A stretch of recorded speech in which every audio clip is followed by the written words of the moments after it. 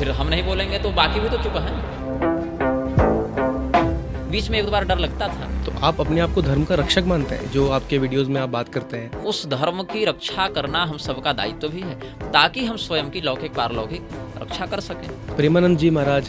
प्रेमानंद जी motivational speaker अच्छे हैं। मैं उनको धार्मिक जगत का चैट जीपीटी मानता हूँ। तो जहाँ श्रद्धा होती है वहाँ लोग देखना चाहते नहीं कुछ गलत, कि हो सकता है गलत, ऐसा मान ही नहीं सकते।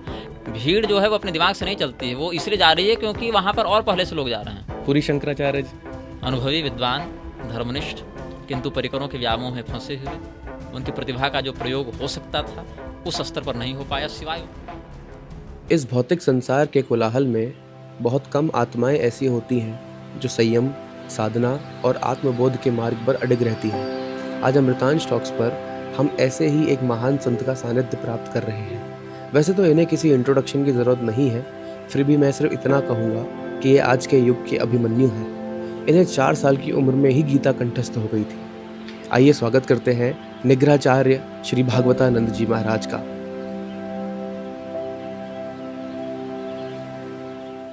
गुरुजी, वैसे तो सब जानते हैं आपको, लेकिन मैं फिर भी आपसे आग्रह करूंगा कि आप बताएं कि निग्रहाचार्य कौन है?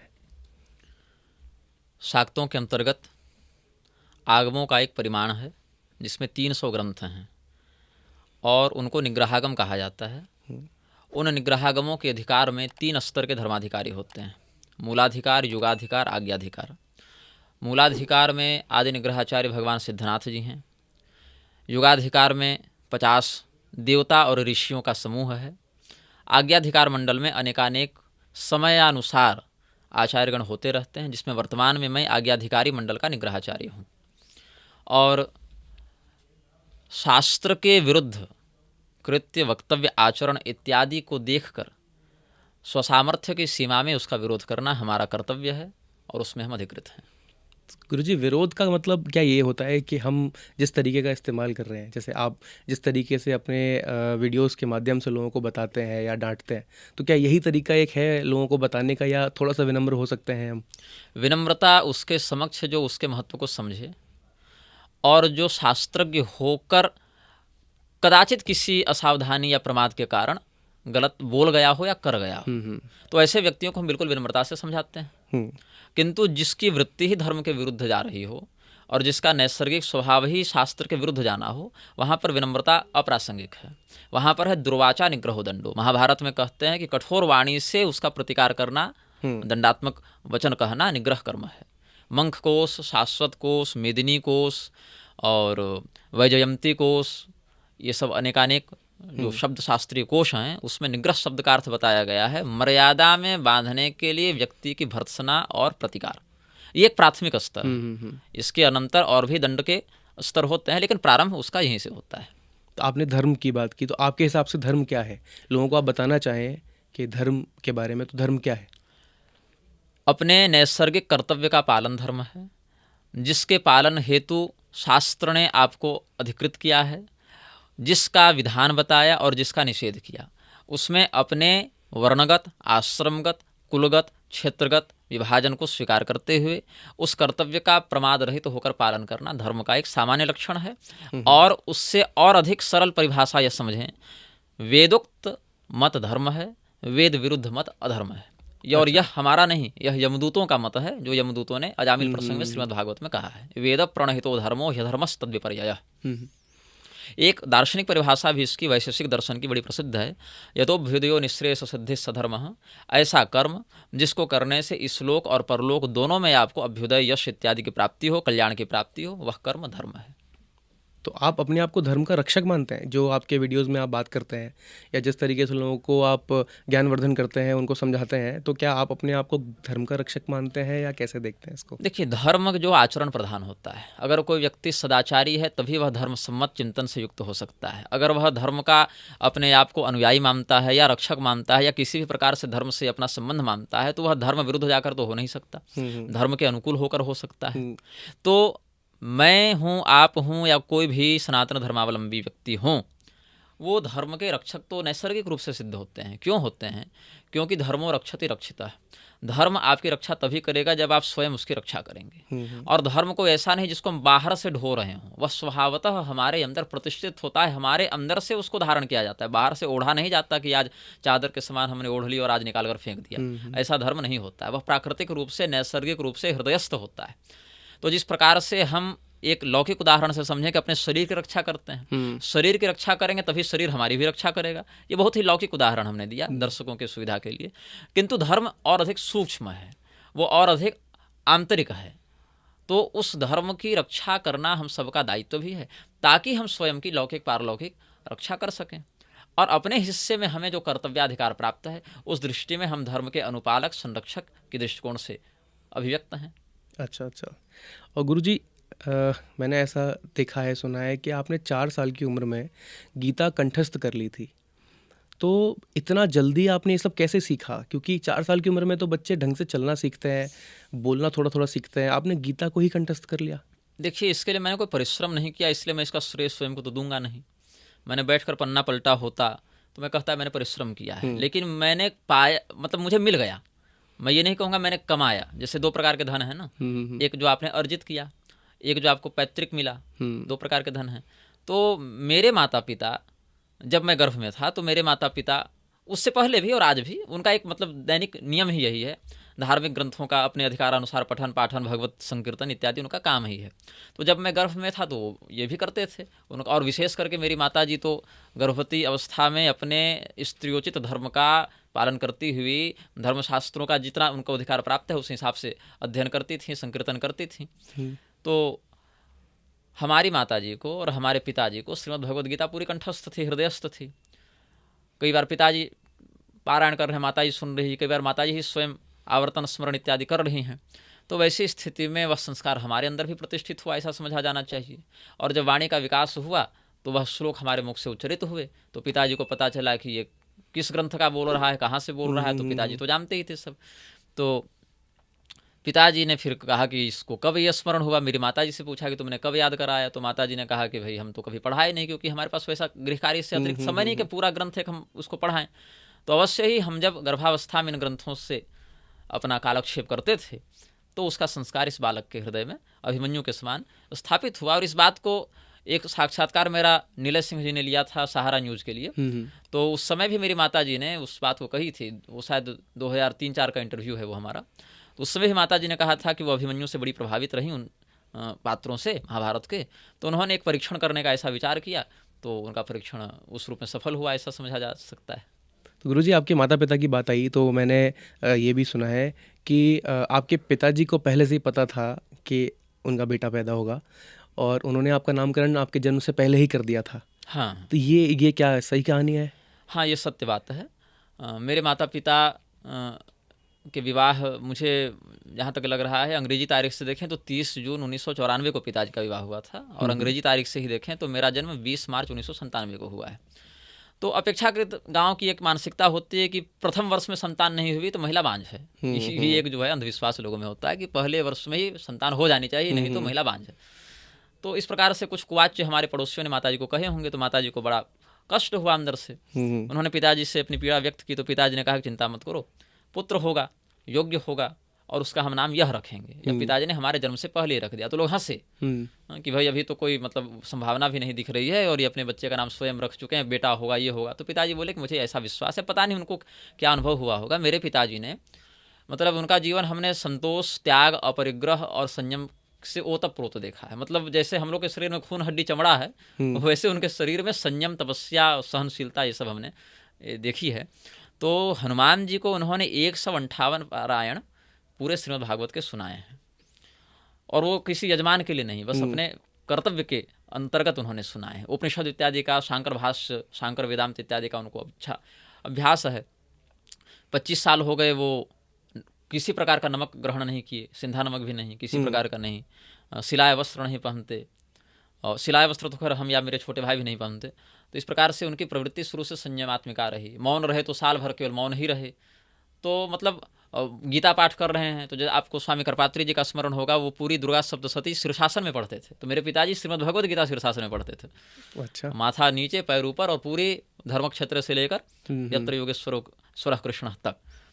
तो वो उनका संयम, उनकी तपस्या ने शायद उनको कोई अनुभव दिया होगा, ऐसा कोई संकेत दिया होगा कि ऐसा कोई व्यक्ति हमारे पुत्र के रूप में कोई जीव आने वाला है। तो उन्होंने माता जी से कहा और फिर उसी प्रकार उन्होंने मेरे जन्म से पहले मेरा नामकरण कर दिया था। लेकिन बाकी संतानों के साथ उन्होंने पहले नामकरण की बात नहीं की थी, क्योंकि उसके बाद तो मैं ही साक्षी हूँ अन्य सहोदरों की उत्पत्ति का। तो लेकिन मेरे विषय में उनको पता नहीं कैसी अतीन्द्रिय प्रेरणा हुई थी, ऐसा वो बताते हैं। तो आप गुरुजी 28 साल के हो गए हैं लगभग। हाँ, और 97 से देखें तो लगभग जी, 28 हो गया। तो और आपका विवाह भी हो गया है। तो अभी आपको भी ऐसा लगता है कि आपको पता होगा कि आगे चल के आपका बेटा होगा और उसका भी नामकरण आप पहले कर देंगे? देखिए, अब देखिए, मैं जातिस्मर हूँ।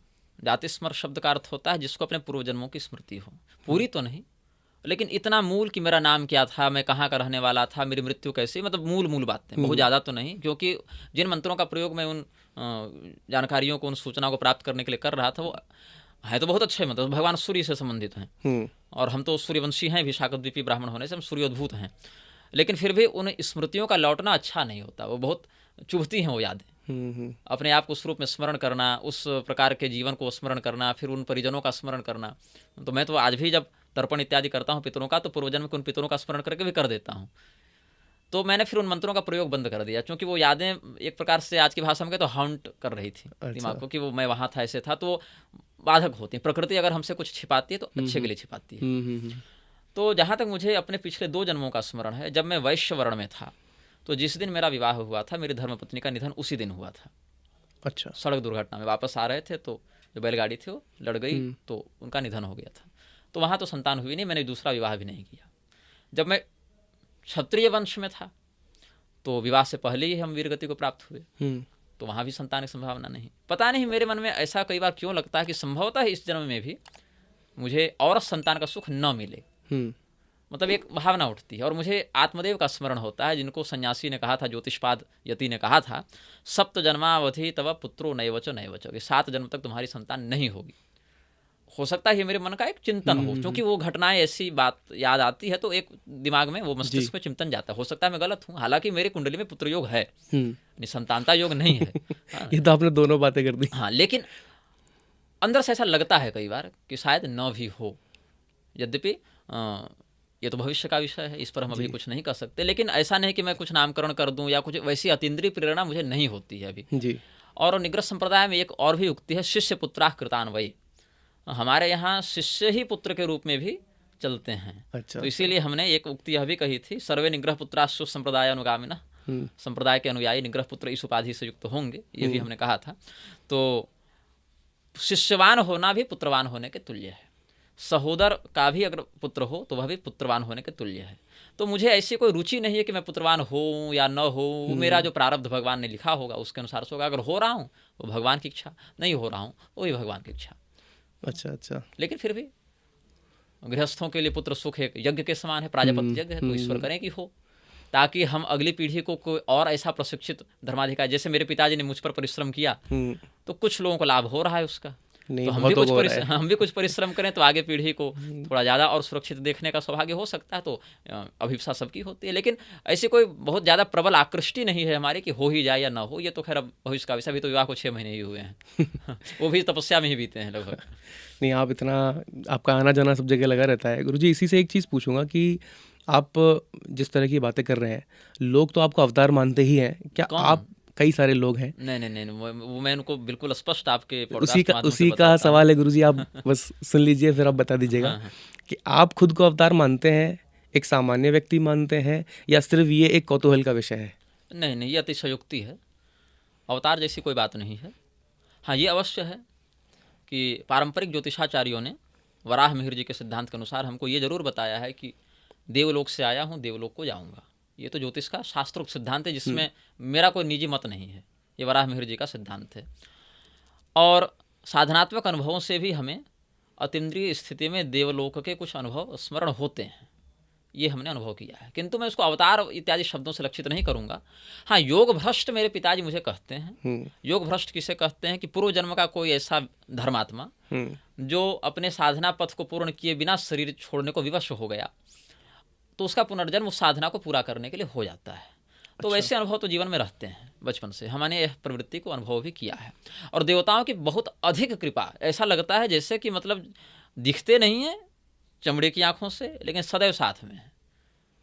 और इसमें कोई ये नहीं कि यही देवता, मतलब वो जो ब्राह्मी शक्ति वो हमको श्री राम रूप में भी अनुभव है, वह कृष्ण रूप में भी अनुभव है, शिव रूप में, दुर्गा रूप में, सूर्य रूप में, गणपति रूप में, उसमें कोई ये नहीं कि यही रूप से विलक्षण रूप उनकी अभिव्यक्ति का एक माध्यम हो सकता है, लेकिन उस रूप को जो दिखा रहा है वह तत्व हमारे साथ सदैव है। और इसी कारण हम निर्भयतापूर्वक जंगल, पहाड़, नदी, नाला, बाघ, भालू, गुफा कहीं भी पाए जा सकते हैं आपके द्वारा। तो वो नहीं लगता मुझे। बीच में एक दो बार डर लगता था, तो हमने 2 प्रयोग किए साधना के, बता देता हूँ पाठकों के, दर्शकों के ज्ञान वृद्धि के लिए। एक गोस्वामी तुलसीदास जी का हनुमान जी के प्रति जो भाव है, वन उपवन मग गिरि गृह माही, तुम्हारे बल हम डरपत नाही, ये बजरंग बाण का है। बड़ा हमको इसने निर्भय किया है, इस चौपाई की हमने बड़ी आराधना की है। वन उपवन मग गिरि गृह माही, तुम्हारे बल हम डरपत नाही, और सच में डर नहीं लगता है। और मतलब जिस जगह पर लोग दिन में न जाना चाहे, वहाँ हमने कई रातें बिताई अकेले, और लगता है बस हनुमान जी साथ में मजे में है, बस जिंदगी मौज में कट रही है, ऐसा लगता है। और दूसरा, अद्वैत वेदांतियों में एक बहुत बड़े महापुरुष हुए जिनको सदाशिवावतार मानते हैं, श्रीमान अप्पय दीक्षित। उन्होंने मार्गबंधु स्तोत्र की रचना की, वो शिव जी का है। तो फालावनमृत किरीटम फाल नेत्रार्चिषा दग्ध पंचे सुकीटम शूला हता रातिकूटम शुद्ध मर्धेन्दु चूड़म भजे मार्ग बंधुम, इस प्रकार से उसमें बहुत से श्लोक हैं। तो ऐसा लगता है जैसे शिव जी मार्ग में हमारे बंधु बनकर साथ साथ चल रहे हों। तो ये हमको, ये 2 का हमको, एक संस्कृत का और एक सामान्य मंत्र तो है, मतलब भाषा उसकी सामान्य है, तो ये हमको बड़ा अनुभव रहा। तो मुझे लगता है इसी वजह से आपके जो भाष्य होते हैं, आपके जो वीडियोज़ होते हैं, उसमें बिल्कुल आपका डर नहीं दिखता है, बिल्कुल निष्पक्ष आप बात रखते हैं अपनी, और बिल्कुल एकदम स्पष्ट तरीके से अपनी बात रखते हैं, चाहे फिर जो व्यक्ति जिस तरीके से भी उसको लेना चाहे। देखिए, ऐसा है, मरे बिना भूत क्यों बनना। मरेंगे तब देखेंगे, अभी तो जिंदा है, तो जब जिंदा है तो मुर्दे के समान क्यों जिए, सही बात है, जीवित के समान जिएंगे।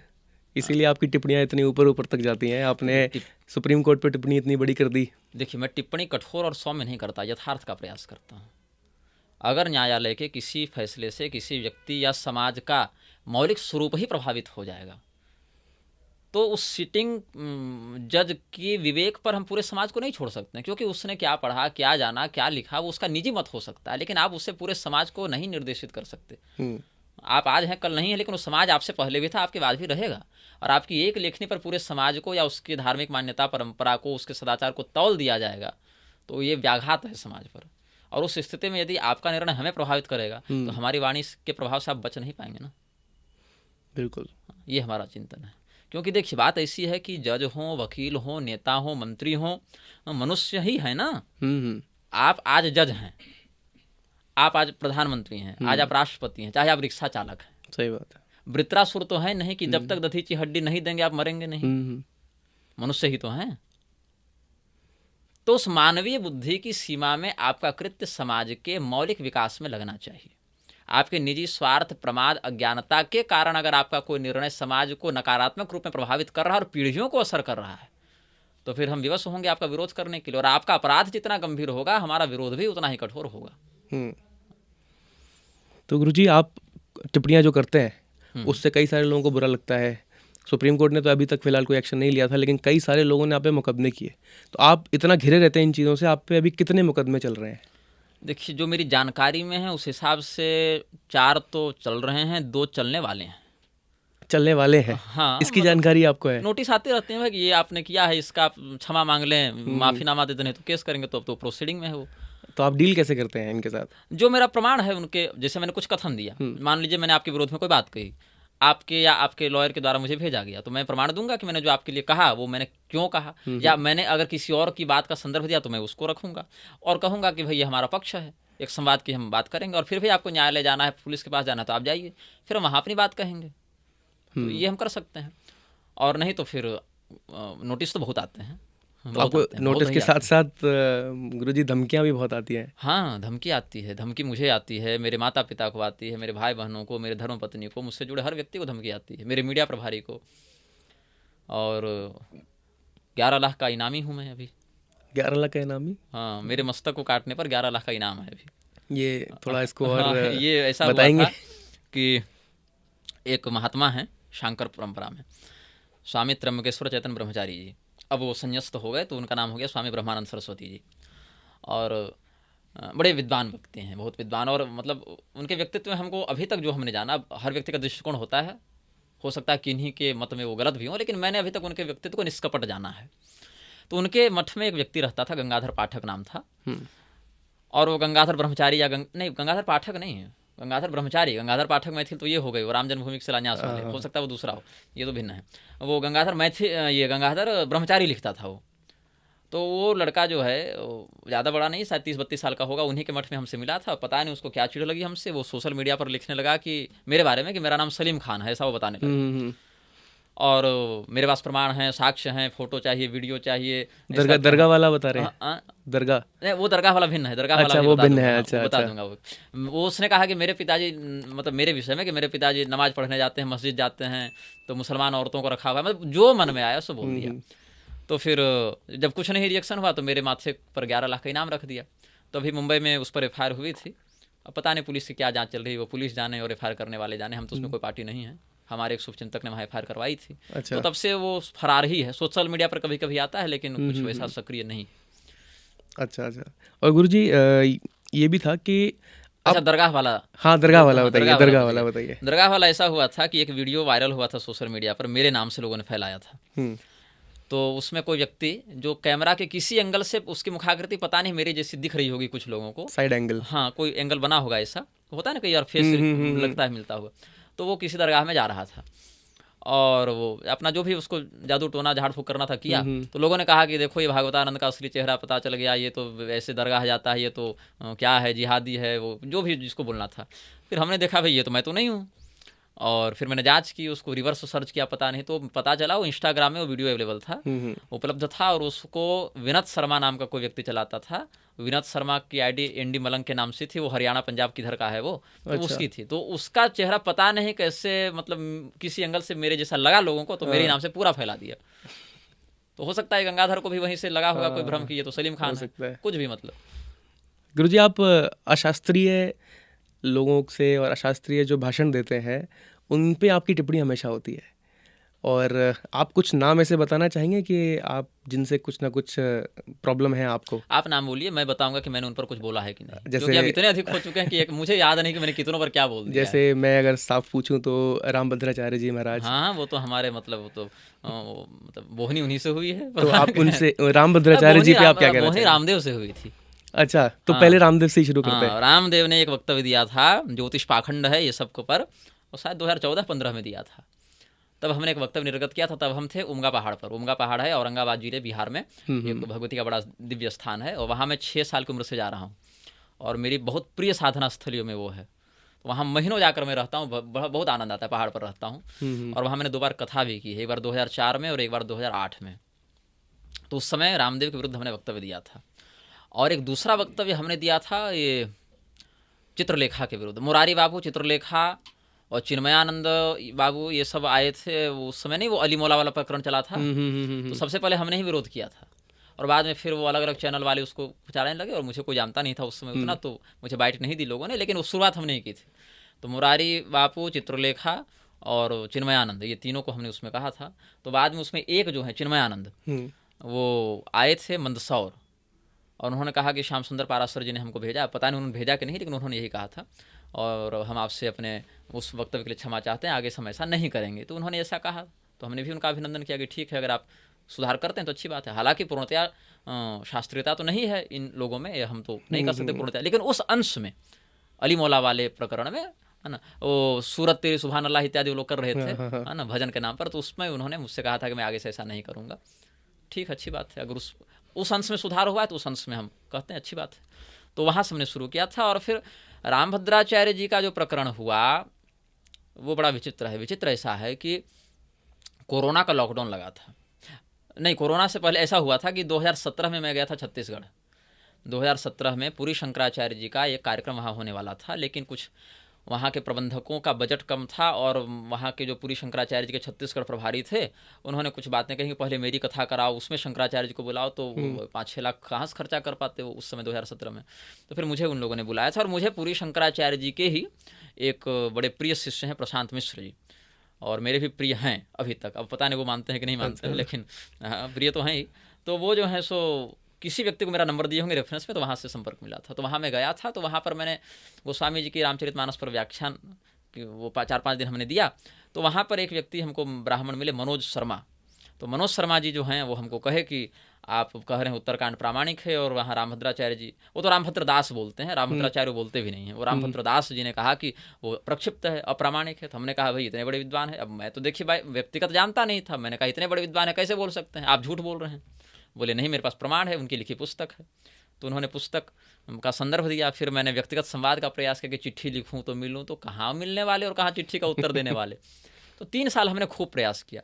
फिर जितने मान्य धर्माधिकारी थे उनसे हमने पूछा कि भाई आप लोग बड़े हैं उम्र में, सब महंत हैं, पीठाधीश्वर हैं, जगत गुरु हैं, आप लोग ऐसा शास्त्र के विषय में क्यों प्रलाप सुन रहे हैं, आप लोग खंडन कीजिए। तो नहीं नहीं, वो तो ऐसा बोलते हैं, कौन उनसे बोले जाए, अरे ठीक है, सब कोई ध्यान नहीं दिया। और उस समय मेरी उम्र थी 22-23 साल की, तो वैसे भी कोई ध्यान न दे, कौन जानता था।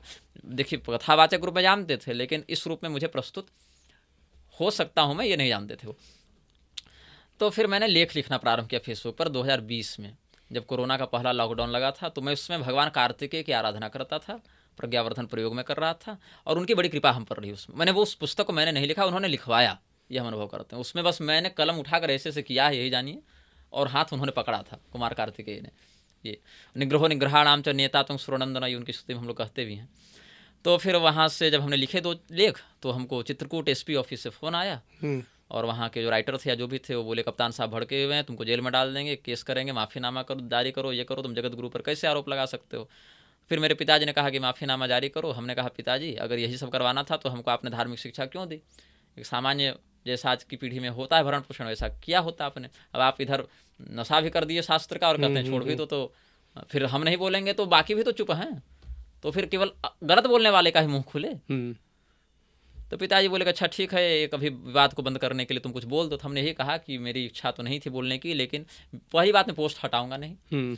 दूसरी बात, मैं ये वीडियो इसलिए बना रहा हूँ क्योंकि एसपी ऑफिस से पिताजी को खूब सुनाया गया है, और पिताजी का आदेश है कि मैं कुछ बोलूँ तो मैं बोल देता हूँ। प्रशासन के दबाव में हम वीडियो बना रहे हैं, ये हम वीडियो प्रशासन के दबाव में बना रहे हैं। हमने कहा वो अकाउंट मेरा बंद हो गया ऐसे, और बाद में पूरी पुस्तक ही फिर हमने छापी, और उसके प्राकथन में हमने इस घटना का उल्लेख किया है। पुस्तक का नाम बताएंगे? पुस्तक का नाम है उत्तरकांड प्रसंग एवं संन्यासाधिकार विमर्श। उसकी मेरी कोई भी पुस्तक उसकी निःशुल्क पीडीएफ ऑनलाइन रहती है, पहले आप पीडीएफ पढ़ लें। फिर यदि आपको लगता है कि आपको एक प्रिंटेड कॉपी चाहिए तो फिर आप अमेजन, फ्लिपकार्ट इत्यादि कहीं से, नोशन प्रेस इत्यादि से मंगा लीजिए। तो अपनी वेबसाइट भी बना रहे हैं अब? वो तो कई सालों से है। तो इसी संदर्भ में गुरुजी उनके एक अच्छा, उसके बाद दूसरा भाग भी उसका आया जब मैंने पुस्तक लिखी ना, तो फिर उन्होंने उसका खंडन लिखा। अच्छा, सीता निर्वासन और शंभुकवध नहीं, पहली की पुस्तक को ही उन्होंने थोड़ा सा नए प्रारूप में डाला, और मैंने फिर उस पुस्तक का प्रतिखंडन लिखा, मूरख हृदय न चेत। और वो पुस्तक मैंने रामानंद संप्रदाय के ही मठ में रहकर लिखा, और उन्हीं उसके संप्रदाय वालों के बीच में रहकर लिखा कि आपके संप्रदाय सिद्धांत के अनुकूल ही हम लिख रहे हैं, ऐसा कहते। कोई नहीं कि जंगल में भागते छिपते लिखा, उन्हीं के संप्रदाय के मठ में रहकर, वहीं का खा पीकर, उन्हीं के संप्रदाय के अनुकूल जो सिद्धांत उसका हमने वहाँ व्याख्यान किया है। गुरुजी बात हो रही थी रामभद्राचार्य जी की, तो उन्हीं के बहुत प्रिय शिष्य हैं धीरेन्द्र शास्त्री जी, जिनको सब बागेश्वर धाम के नाम से भी जानते हैं। उन पे आप क्या टिप्पणी देना चाहेंगे? प्रिय नहीं हैं, प्रिय होते तो कम से कम अपने प्रिय शिष्य को संस्कृत इत्यादि तो पढ़ाते। ये न बालो न पाठितः के हाल पर नहीं छोड़ देते। रामभद्राचार्य अप्रासंगिक हो रहे थे समाज से। धीरेन्द्र शास्त्री को एक अच्छी लॉन्चिंग चाहिए थी। लॉन्चिंग के लिए चाहिए पैसा, नेताओं का समर्थन, जो रामभद्राचार्य के पास था। रामभद्राचार्य को प्रासंगिकता के लिए चाहिए था एक नया चेहरा जिसके पास लोग जाएं और जिसके चमत्कार से आकृष्ट हों। दोनों ने हाथ मिलाया और दोनों की फिर से एक बार से चांदी चांदी हो गई। बाकी प्रिय शिष्य कितने हैं आप इसी से जान लीजिए कि आज तक प्रिय शिष्य ने अपने गुरु का तिलक तक धारण नहीं किया। तो आप उनके चमत्कार को चमत्कार नहीं मानते? उतना नहीं है जितना बताया जाता है। कितना है? इतना जिससे किसी का कोई लाभ नहीं। तो कौन गोभी खा गया है और किसने व्यभिचार किया है, इससे सनातन धर्म का कोई लाभ नहीं। लेकिन गुरुजी इतना चर्चित फिर कोई कैसे हो सकता है? अंधी भीड़, अंधे नेव नियमाना यथांधा। ये चर्चित भीड़ तो जो उनके पीछे जा रही है, जब बागेश्वर धाम का नाम को नहीं जानता था उससे पहले तो निर्मल बाबा के लाल चटनी और 10 रुपये के नोट पर भी भीड़ थी। तो क्या हो गया उससे? भीड़ कहीं भी जाएगी ना। भीड़ जो है वो अपने दिमाग से नहीं चलती है, वो इसलिए जा रही है क्योंकि वहाँ पर और पहले से लोग जा रहे हैं। और नेताओं का संरक्षण, नेताओं के बड़े बड़े पंडाल, मीडिया मार्केटिंग, इससे तो आप कहीं भी भीड़ जुटा लें। और भीड़ की बात छोड़िए ना, इसी लखनऊ में पुस्तकालय में कितनी भीड़ है और मदिरालय में कितनी भीड़ है देख लीजिए। तो केवल भीड़ देखकर हम नहीं कह सकते कि कौन सा व्यक्ति सत्य सहिष्णु है, सत्य सापेक्ष है। और इस प्रकार की भीड़ सदैव के लिए नहीं रहती। आप वहाँ पर जाकर देखिए, मैं तो अभी वहाँ कथा करके आया, बगल में 1 योजन के अंतराल में ही मैं था, और लोकल में कोई वैसा रुझान नहीं है, सब बाहरी भीड़ है। स्थानीय लोगों में वैसा कोई आकर्षण भी नहीं है। सारी जमीन की प्लॉटिंग, भूमाफिया का ये सब हो रहा है। लोग त्रस्त, वहीं के धाम के कई लोग मेरे पास मिलने आए कि आप कुछ करवाइए। हम क्या करवाएं भाई, अब हमको पता नहीं तुम कौन हो, तुम्हारी जमीन का कागज कहाँ, और यहाँ पर मैं क्या बोल पाऊंगा। अभी धर्म का कोई विषय है मैं बोलूँ, अब जमीन में मैं क्या विवाद में तुमको बताऊँ। माफियाओं के चक्कर में, भूमाफियाओं का खेल है सब। वहाँ के लोकल लोगों से आप बात करेंगे तो आपको बहुत स्थिति स्पष्ट होगी। तो गुरुजी, भीड़ से अगर हम लेके चलें तो एक और गुरुजी हैं जिनको सब लोग जानते हैं, आजकल मीम बहुत बनते हैं उनके नाम से, तो भीड़ तो उनके पास भी है कहीं वो तो नहीं, वही पुकी महाराज। उधर ही मेरा ध्यान गया था। देखिए ऐसा है कि वो मनोरंजन अच्छा करते हैं। मैं माफ़ी चाहूँगा वैसे उनके पुकी महाराज बोलने के लिए, नहीं, लेकिन ये शब्दावली प्रचलित है उनके लिए, हमने आपने बनाया तो नहीं ना, ये तो कई वर्षों से उनके लिए शब्द मैं बन रहा है। अनिरुद्धाचार्य जी की बात कर रहा हूँ। हाँ, तो इसीलिए मैंने कहा। तो एक बार भेंट है उनसे हमारी, वृंदावन में मैं गया था, तो मैं उनके ऐसे में जा रहा था, मैंने देखा तो मैं अंदर भी चला गया। उन्होंने सम्मान भी किया, व्यवहार कुशल व्यक्ति तो हैं, व्यवहार कुशलता में कोई कमी नहीं है, खूब बढ़िया से सत्कार करते हैं, बढ़िया, मतलब अपने सामने मतलब कोई ऐसा तिरस्कार का भाव या घमंड नहीं दिखाते हैं व्यवहार में। किंतु आप जब व्यासपीठ पर बैठे हैं तो आपसे यह पूरी आशा की जाती है कि आप शास्त्र को अधिक से अधिक विशुद्ध प्रारूप में, मतलब जो आपकी बौद्धिक सीमा है उससे समझौता किए बिना अधिक से अधिक विशुद्ध प्रारूप में बिना समझौते के रखेंगे, बताएंगे। उसका नितांत अभाव है उनमें। और उनके पिताजी के भी वीडियो आते रहते हैं उनके विरुद्ध कि मेरे बेटे के संस्थान में ऐसा हो गया, वैसा हो गया। अब क्या अंदरूनी बात है उस पर तो मैं नहीं जाना चाहूँगा, उनके पारिवारिक क्या कारण मैं जानता भी नहीं हूँ। किंतु कुछ लोग कहते हैं कि भाई वृद्ध माताओं के नाम से अनुदान लेते हैं, 50 माताओं को रखते हैं और 500 का चंदा लेते हैं, ये भी आरोप लगते आए हैं। लेकिन एक बात जरूर है, पूरे वृंदावन में 24 घंटे भंडारा कराने वाले उस स्तर के दूसरे नहीं दिख रहे हैं। तो कुछ जो हैं CSR जो होते हैं कंपनियों के, उसके आड़ में बहुत कुछ छूट जाता है पीछे, जिन पर जनता चर्चा नहीं करना चाहती है। और शास्त्र ज्ञान नहीं है, समाज सेवा के नाम पर और कुछ ऐसे ही मनोरंजक चुटकुले इत्यादि, थंबनेल इत्यादि के आधार पर लोगों की भीड़ जुटाते हैं। लेकिन जो सैद्धांतिक बल होना चाहिए शास्त्रज्ञ का व्यासपीठ पर बैठने के लिए, उसका उनके पास अभाव है, ऐसा अनुभव करते हैं। तो गुरुजी, प्रेमानंद जी महाराज भी वहीं पास में ही है, तो उनके ऊपर आप क्या कहना चाहेंगे? प्रेमानंद जी मोटिवेशनल स्पीकर अच्छे हैं, युवाओं को प्रेरित कर सकते हैं, लेकिन अगर उस प्रेरणा में वो शास्त्र के प्रमाणों को असंदिग्ध रूप से रखें तो ज़्यादा अच्छा। अब ब्रह्म और अल्लाह करने लगे, कहे कि मुसलमान मेरे यहाँ नमाज पढ़ेगा, इस प्रकार से ग्रहण मत मानो, ये मत मानो, वो मत मानो। क्यों हमारे संप्रदाय में नहीं माना जाता? तो आपके संप्रदाय में नहीं माना जाता। रसोपासना के अधिकारी कितने ही अभी तो चिंतनीय है। रजस्वला स्त्री को कहा कि आप भोग लगा सकते हैं और दूसरी स्त्री को कहा नहीं लगा सकते। मतलब वो, मैं उनको धार्मिक जगत का चैट GPT मानता हूँ। वो आपके विरोध में नहीं बोलेंगे। अगर आप गए, महाराज जी मेरा ये मन है, अच्छी बात है, ये कर लो। महाराज जी लेकिन ऐसा, तो अच्छी बात है, ये कर लो। वो आपको काउंटर करते नहीं दिखेंगे सामान्यतया। तो यही कारण है कि वो तो पहले शांकर संप्रदाय में थे जहाँ तक मुझे जानकारी, बाद में वो राधा वल्लभ में गए। और राधा वल्लभ भी शास्त्रोक्त संप्रदाय है, उसमें मेरा कोई विरोध नहीं है। किंतु जिस व्यक्ति का जिस मार्ग में प्रवेश होना चाहिए और जिस अधिकार से होना चाहिए और जिस स्थिति में उसकी निष्ठा होनी चाहिए, वो सबों के लिए नहीं होती। यदि आपकी वह निष्ठा है भी, वह सार्वजनिक प्रकाशन का विषय नहीं है। न सबको एक ही लाठी से आप हाँक सकते हैं। न बुद्धि भेदम जनयेद अज्ञानाम कर्मसंगिनाम जोषयेत सर्वकर्माणि विद्वान युक्त समाचरण। अगर कोई ब्रह्मज्ञानी भी है, हालांकि मैं उनको इस प्रकार का नहीं मानता, भजनानंदी हैं, ठीक है, अपना भजन करें, अच्छी बात है। नशेबाजी से दूर रहने का परामर्श दें, व्यभिचार से दूर रहने का परामर्श दें, ये सब अच्छी बात है। लेकिन अंतर्जातीय विवाह का समर्थन उनके द्वारा, या उनके द्वारा ये जो सब हिंदू मुस्लिम सिख ईसाई सब एक ही, इस प्रकार की बातें, और ग्रहण में ये नियम मत मानो, तो हम तो ये व्रत नहीं करते, वो नहीं करते, ये सबसे क्या होता है, ये स्वयत प्रमाणम कुरुते लोकस्तदनुवर्तते के चक्कर में लोग भ्रमित होते हैं, भटकते हैं और मौलिक सिद्धांत की हानि होती है। बाकी व्यक्तिगत रूप से उनमें जो युवाओं को अपनी ओर खींचने का एक सामर्थ्य है, उसका प्रयोग अगर वो शास्त्रीय प्रमाणों के साथ करें तो फिर मेरा उनसे कोई विवाद नहीं, कोई विरोध नहीं है। लेकिन गुरुजी, एक दूसरा तरफ से ये भी सोचा जाता है कि वो कुछ गलत बात तो नहीं सिखा रहे किसी को। नहीं, गलत सिखा रहे हैं कि नहीं सिखा रहे हैं, इसको समझने के लिए आपको पहले पकड़ने की कला होनी चाहिए, उसमें गलत क्या है। बुखार है, अब बुखार ना सामान्य है, वायरल है, मलेरिया है, डेंगू है, टाइफाइड है, वो तो परीक्षक बताएगा ना। तो सामान्य हिंदू क्या शास्त्रों में उतना घुसा है कि उसको पकड़ने में वो समर्थ हो सके कि हाँ ये वक्त तब इन्होंने गलत दिया। क्योंकि पहली बात है वो एक श्रद्धेय व्यक्तित्व के रूप में समाज में है, उनके प्रति लाखों की श्रद्धा है। तो जहाँ श्रद्धा होती है वहाँ लोग देखना चाहते नहीं कुछ गलत, कि हो सकता है गलत, ऐसा मान ही नहीं सकते। एक तो ऊपर ये हाल है कि किडनी खराब है फिर भी जीवित हैं। तो ये तो एक अलग ही जांच का विषय कि कितनी खराब है और कितने स्तर पर जीवित हैं, और फिर बार बार फिर चिकित्सा क्यों लेते हैं, ये बहुत कुछ बातें हैं। हालांकि हर व्यक्ति बीमार हो सकता है और हर व्यक्ति स्वस्थ हो सकता है, वो पूर्वकृत प्रारब्ध पर है। 50 बीमारी हमको हो सकती है, आपको हो सकती है, किसी को हो सकती है। किंतु प्रश्न यह है कि आप जो बात बता रहे हैं, क्या जो लोग आपके प्रति श्रद्धा रखते हैं वो इतने विवेकी हैं कि उस बात की जो त्रुटि है उसको पकड़ सकें? नहीं, ये गलत कह ही नहीं सकते। ये एक प्रथम बिंदु। अब तो ये हो गया कि भगवान गणपति को प्रेमानंद बाबा की आकृति में लोग बना रहे हैं, भगवती राधा प्रेमानंद जी के पैर दबा रहे हैं, ऐसे कार्टून निकल रहे हैं। देखा हमने ये कुछ, क्या है? ये क्या है? कई सारे इंस्टाग्राम पे देखा। ये क्या चल रहा है? ये उन्माद है, ये भक्ति नहीं है, ये उन्माद है। और उन्माद के लिए आप जिस राधा तत्व का आश्रय ले रहे हैं वो प्रशस्त नहीं है, प्रशंसनीय नहीं है। ऊपर से ये काली देवी तो यहाँ झाड़ू नहीं लगा सकती, ये नहीं कर सकती। क्या आप एक और हिंदू मुसलमान को एक बता रहे हैं, अल्लाह और ब्रह्म पर चर्चा कर रहे हैं, दूसरी ओर काली राधा में भेद देख रहे हैं? ये कॉन्ट्राडिक्ट कर रही बात है ना, ये विरोधाभासी बातें हैं। अब इन बातों को जो उनके प्रति पूर्ण श्रद्धा रखेगा वो पकड़ेगा नहीं, लेकिन हम लोग पकड़ेंगे, क्योंकि अपनी ट्रेनिंग ही वही है, अपना काम ही वही है दिन भर का। लेकिन गुरुजी आप पकड़े, आप उस पर बात करें, लेकिन सभी लोग पकड़ने लग जाएंगे तो कोई किसी को तो फिर फॉलो नहीं करेगा, हर किसी में कोई ना कोई टिप्पणी निकालेगा। तो कौन सा ऐसा व्यक्ति है संसार में जो सर्वथा निर्दोष हो या सर्वथा सद्गुणी हो? कोई नहीं है। हम तो यह कहते हैं कि हम जिनकी त्रुटि निकाल रहे हैं वो अपनी त्रुटि सुधारें, और वो हमारे अंदर जो त्रुटि निकाल रहे हैं हम अपनी सुधारें।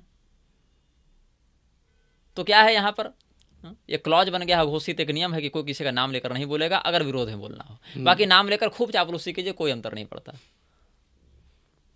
और सचिव वैद्य गुरु तीन जो प्रिय बोले ही भयास, वही गोस्वामी जी की बात स्मरण आ जाती है कि आप धर्मगुरु धर्म के आधार पर बने थे कि नेता मंत्री मीडिया के आधार पर बने थे। तो जिसके आधार पर बने उस धर्म के साथ समझौता किए बिना आप जितना कर सकते हैं उतना करें, लेकिन जहां उसी की मौलिकता से समझौता करने की बात आएगी वहां आप कर सकते हैं। अभी तक भगवत कृपा से हमारी बुद्धि वैसी नहीं हुई है।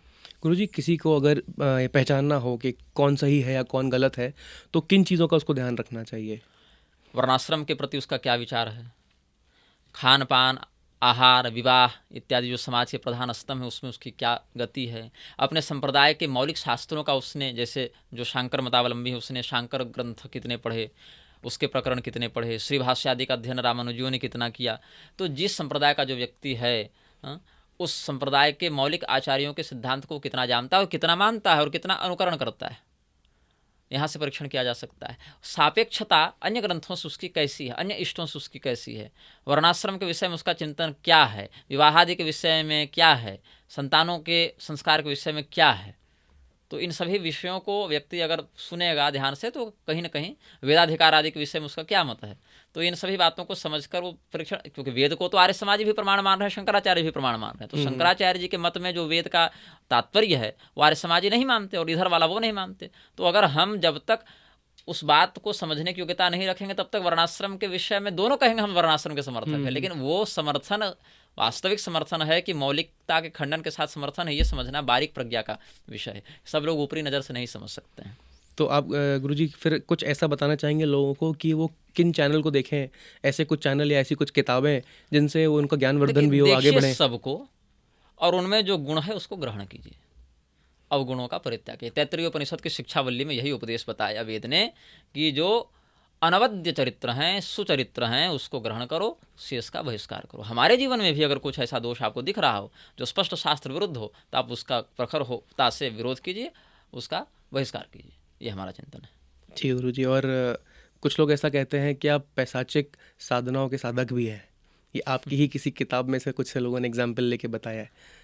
नहीं, पैशाचिक साधनाओं का मैं साधक नहीं हूँ। मेरे ऊपर पैशाचिक प्रयोग 2-3 बार हुए थे, तो उसमें मैंने लिखा था पैशाचिक प्रयोगों के कारण ये ऐसी घटना। तो लोगों को लगा मैं ही वो कर रहा हूँ ऐसा, उसका अर्थ लोग नहीं समझ पाए। मैंने पैशाचिक साधनाएं की नहीं हैं। हाँ, ये जरूर है कि हम लोगों को अनेकानेक विद्याओं के मंत्र दीक्षा परंपरा में प्राप्त हैं, जिसमें महावाक्य से लेकर कर्ण पिशाचिनी तक के मंत्र प्राप्त हैं अधिकारानुसार। उसमें श्री राम षडाक्षर भी मिलेगा, हनुमान जी का भी मिलेगा, अष्टाक्षर, द्वादशाक्षर, पंचाक्षर, नवारण सब मिलेंगे।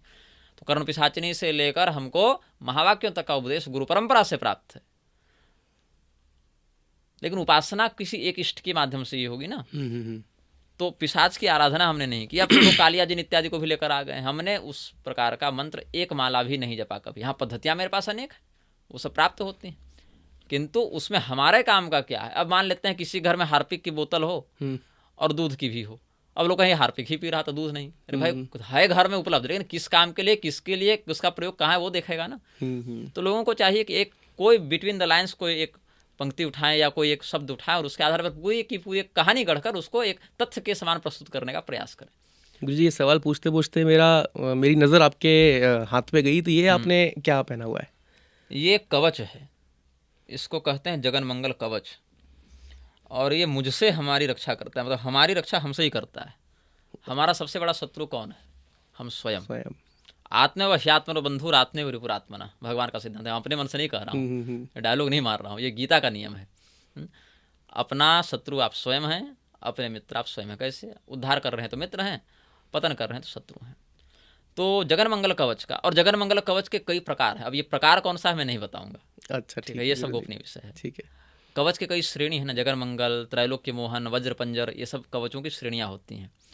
तो ये जगन मंगल श्रेणी का कवच है, और इस कवच के माध्यम से हमारे द्वारा किए गए ऐसे पाप जो हमने असावधानी में कर दिए, या ऐसे कोई कृत्य हो गए जहाँ मेरी अभिप्सा नहीं थी, उस प्रारब्ध से हमारी रक्षा करता है। अच्छा। जहाँ हमारी अभिप्सा न हो और फिर भी स्वभावतः वो घटनाएं घटित हो गई, तो उसके दंड से हमें प्रारब्धानुसार बचाता है। यही इसका प्रभाव है। गुरुजी, जो चीज़ें हैं आपके पास, आप थोड़ा अगर बता पाएँ, हाथ में क्या है, कान में आपने जो पहना है, ये आपके पीछे दंड जो लिया है आपने, ये सब? ये मणिबंध कहलाता है। ये मणिबंध है और ये कवच है। ये इसको आप अंगद भी कह सकते हैं, हालांकि ये कवच के रूप में है, लेकिन ये अंगद भी कहलाता है। अंगद एक आभूषण का नाम है। अच्छा। और मस्तक पर किरीट आप देखे होंगे, हमारे मस्तक पर किरीट, गले में ग्रेवेक होता है, और ग्रेवेक में फिर मैं भद्रकाली कवच भी धारण करता हूँ, जो एक मणि के समान आपको दिखे, वो भद्रकाली कवच है। वो अन्य लोगों से हमारी रक्षा करता है। जो आसुरी शक्तियाँ हैं, जब भी साधना में बैठे कोई नकारात्मक शक्ति, ब्रह्म राक्षस आदि, तो वो उनसे रक्षा करता है। अतीन्द्रिय शक्तियों से, मारण आदि प्रयोगों से रक्षा करता है, या उनके प्रभाव को बहुत हद तक कम करता है भद्रकाली कवच। अभी हमने धारण नहीं किया है। और कान में कुंडल हैं, रुद्राक्ष से युक्त कुंडल हैं। तो गृहस्थों के लिए स्वर्ण कुंडल धारण का विधान भी है। और इसमें ये पवित्री हैं, ये दोनों पवित्री हैं। और ये पवित्री जो हैं वो कर्म में जो कर्मकांड इत्यादि विधान है उसमें धारण करने का अनिवार्य। कुशा का धारण करें या स्वर्ण का धारण करें। तो श्यामा रहस्य में हम लोगों की परंपरा के लिए कुशा को वैकल्पिक और स्वर्ण की पवित्री को प्राथमिक बताया गया। तो ये पवित्री हैं। और इनकी रही बात, तो इनका नाम है दंड नारायण। ये ब्रह्मदंड कहलाते हैं, दंड नारायण। ये भगवान विष्णु के एक स्वरूप हैं। कुछ शास्त्रीय परंपरा से अनभिज्ञ लोग इनको पिशाच बताने लगे हैं अब। अच्छा। इनका स्वरूप थोड़ा अप्रचलित है। जैसे 8 पैर हैं, 4 दांत हैं, 4 हाथ हैं और 1 नेत्र है। तो ये सब लोगों को थोड़ा अप्रचलित लगता है, लेकिन क्या है, उनके अनभिज्ञता के कारण इनकी अशास्त्रीयता सिद्ध नहीं होती है। महाभारत में इनका वर्णन है। हाँ, महाभारत में जो वर्णन है उसमें जो रूप है उसमें 3 नेत्रों का या 1 से अधिक नेत्रों का अष्टपान नहीं करना आया है। लेकिन एकाक्षम हेते राजा से वरद विभम, ऐसे आगमों में इनके एकाक्ष या त्रक्ष रूप भी वर्णित है। गायत्री वैरवस्या इत्यादि देखेंगे तो वर्णन मिलेगा ब्रह्मदंड का। तो ये भगवान दंड नारायण हैं, भगवान विष्णु के एक संहारक स्वरूप हैं।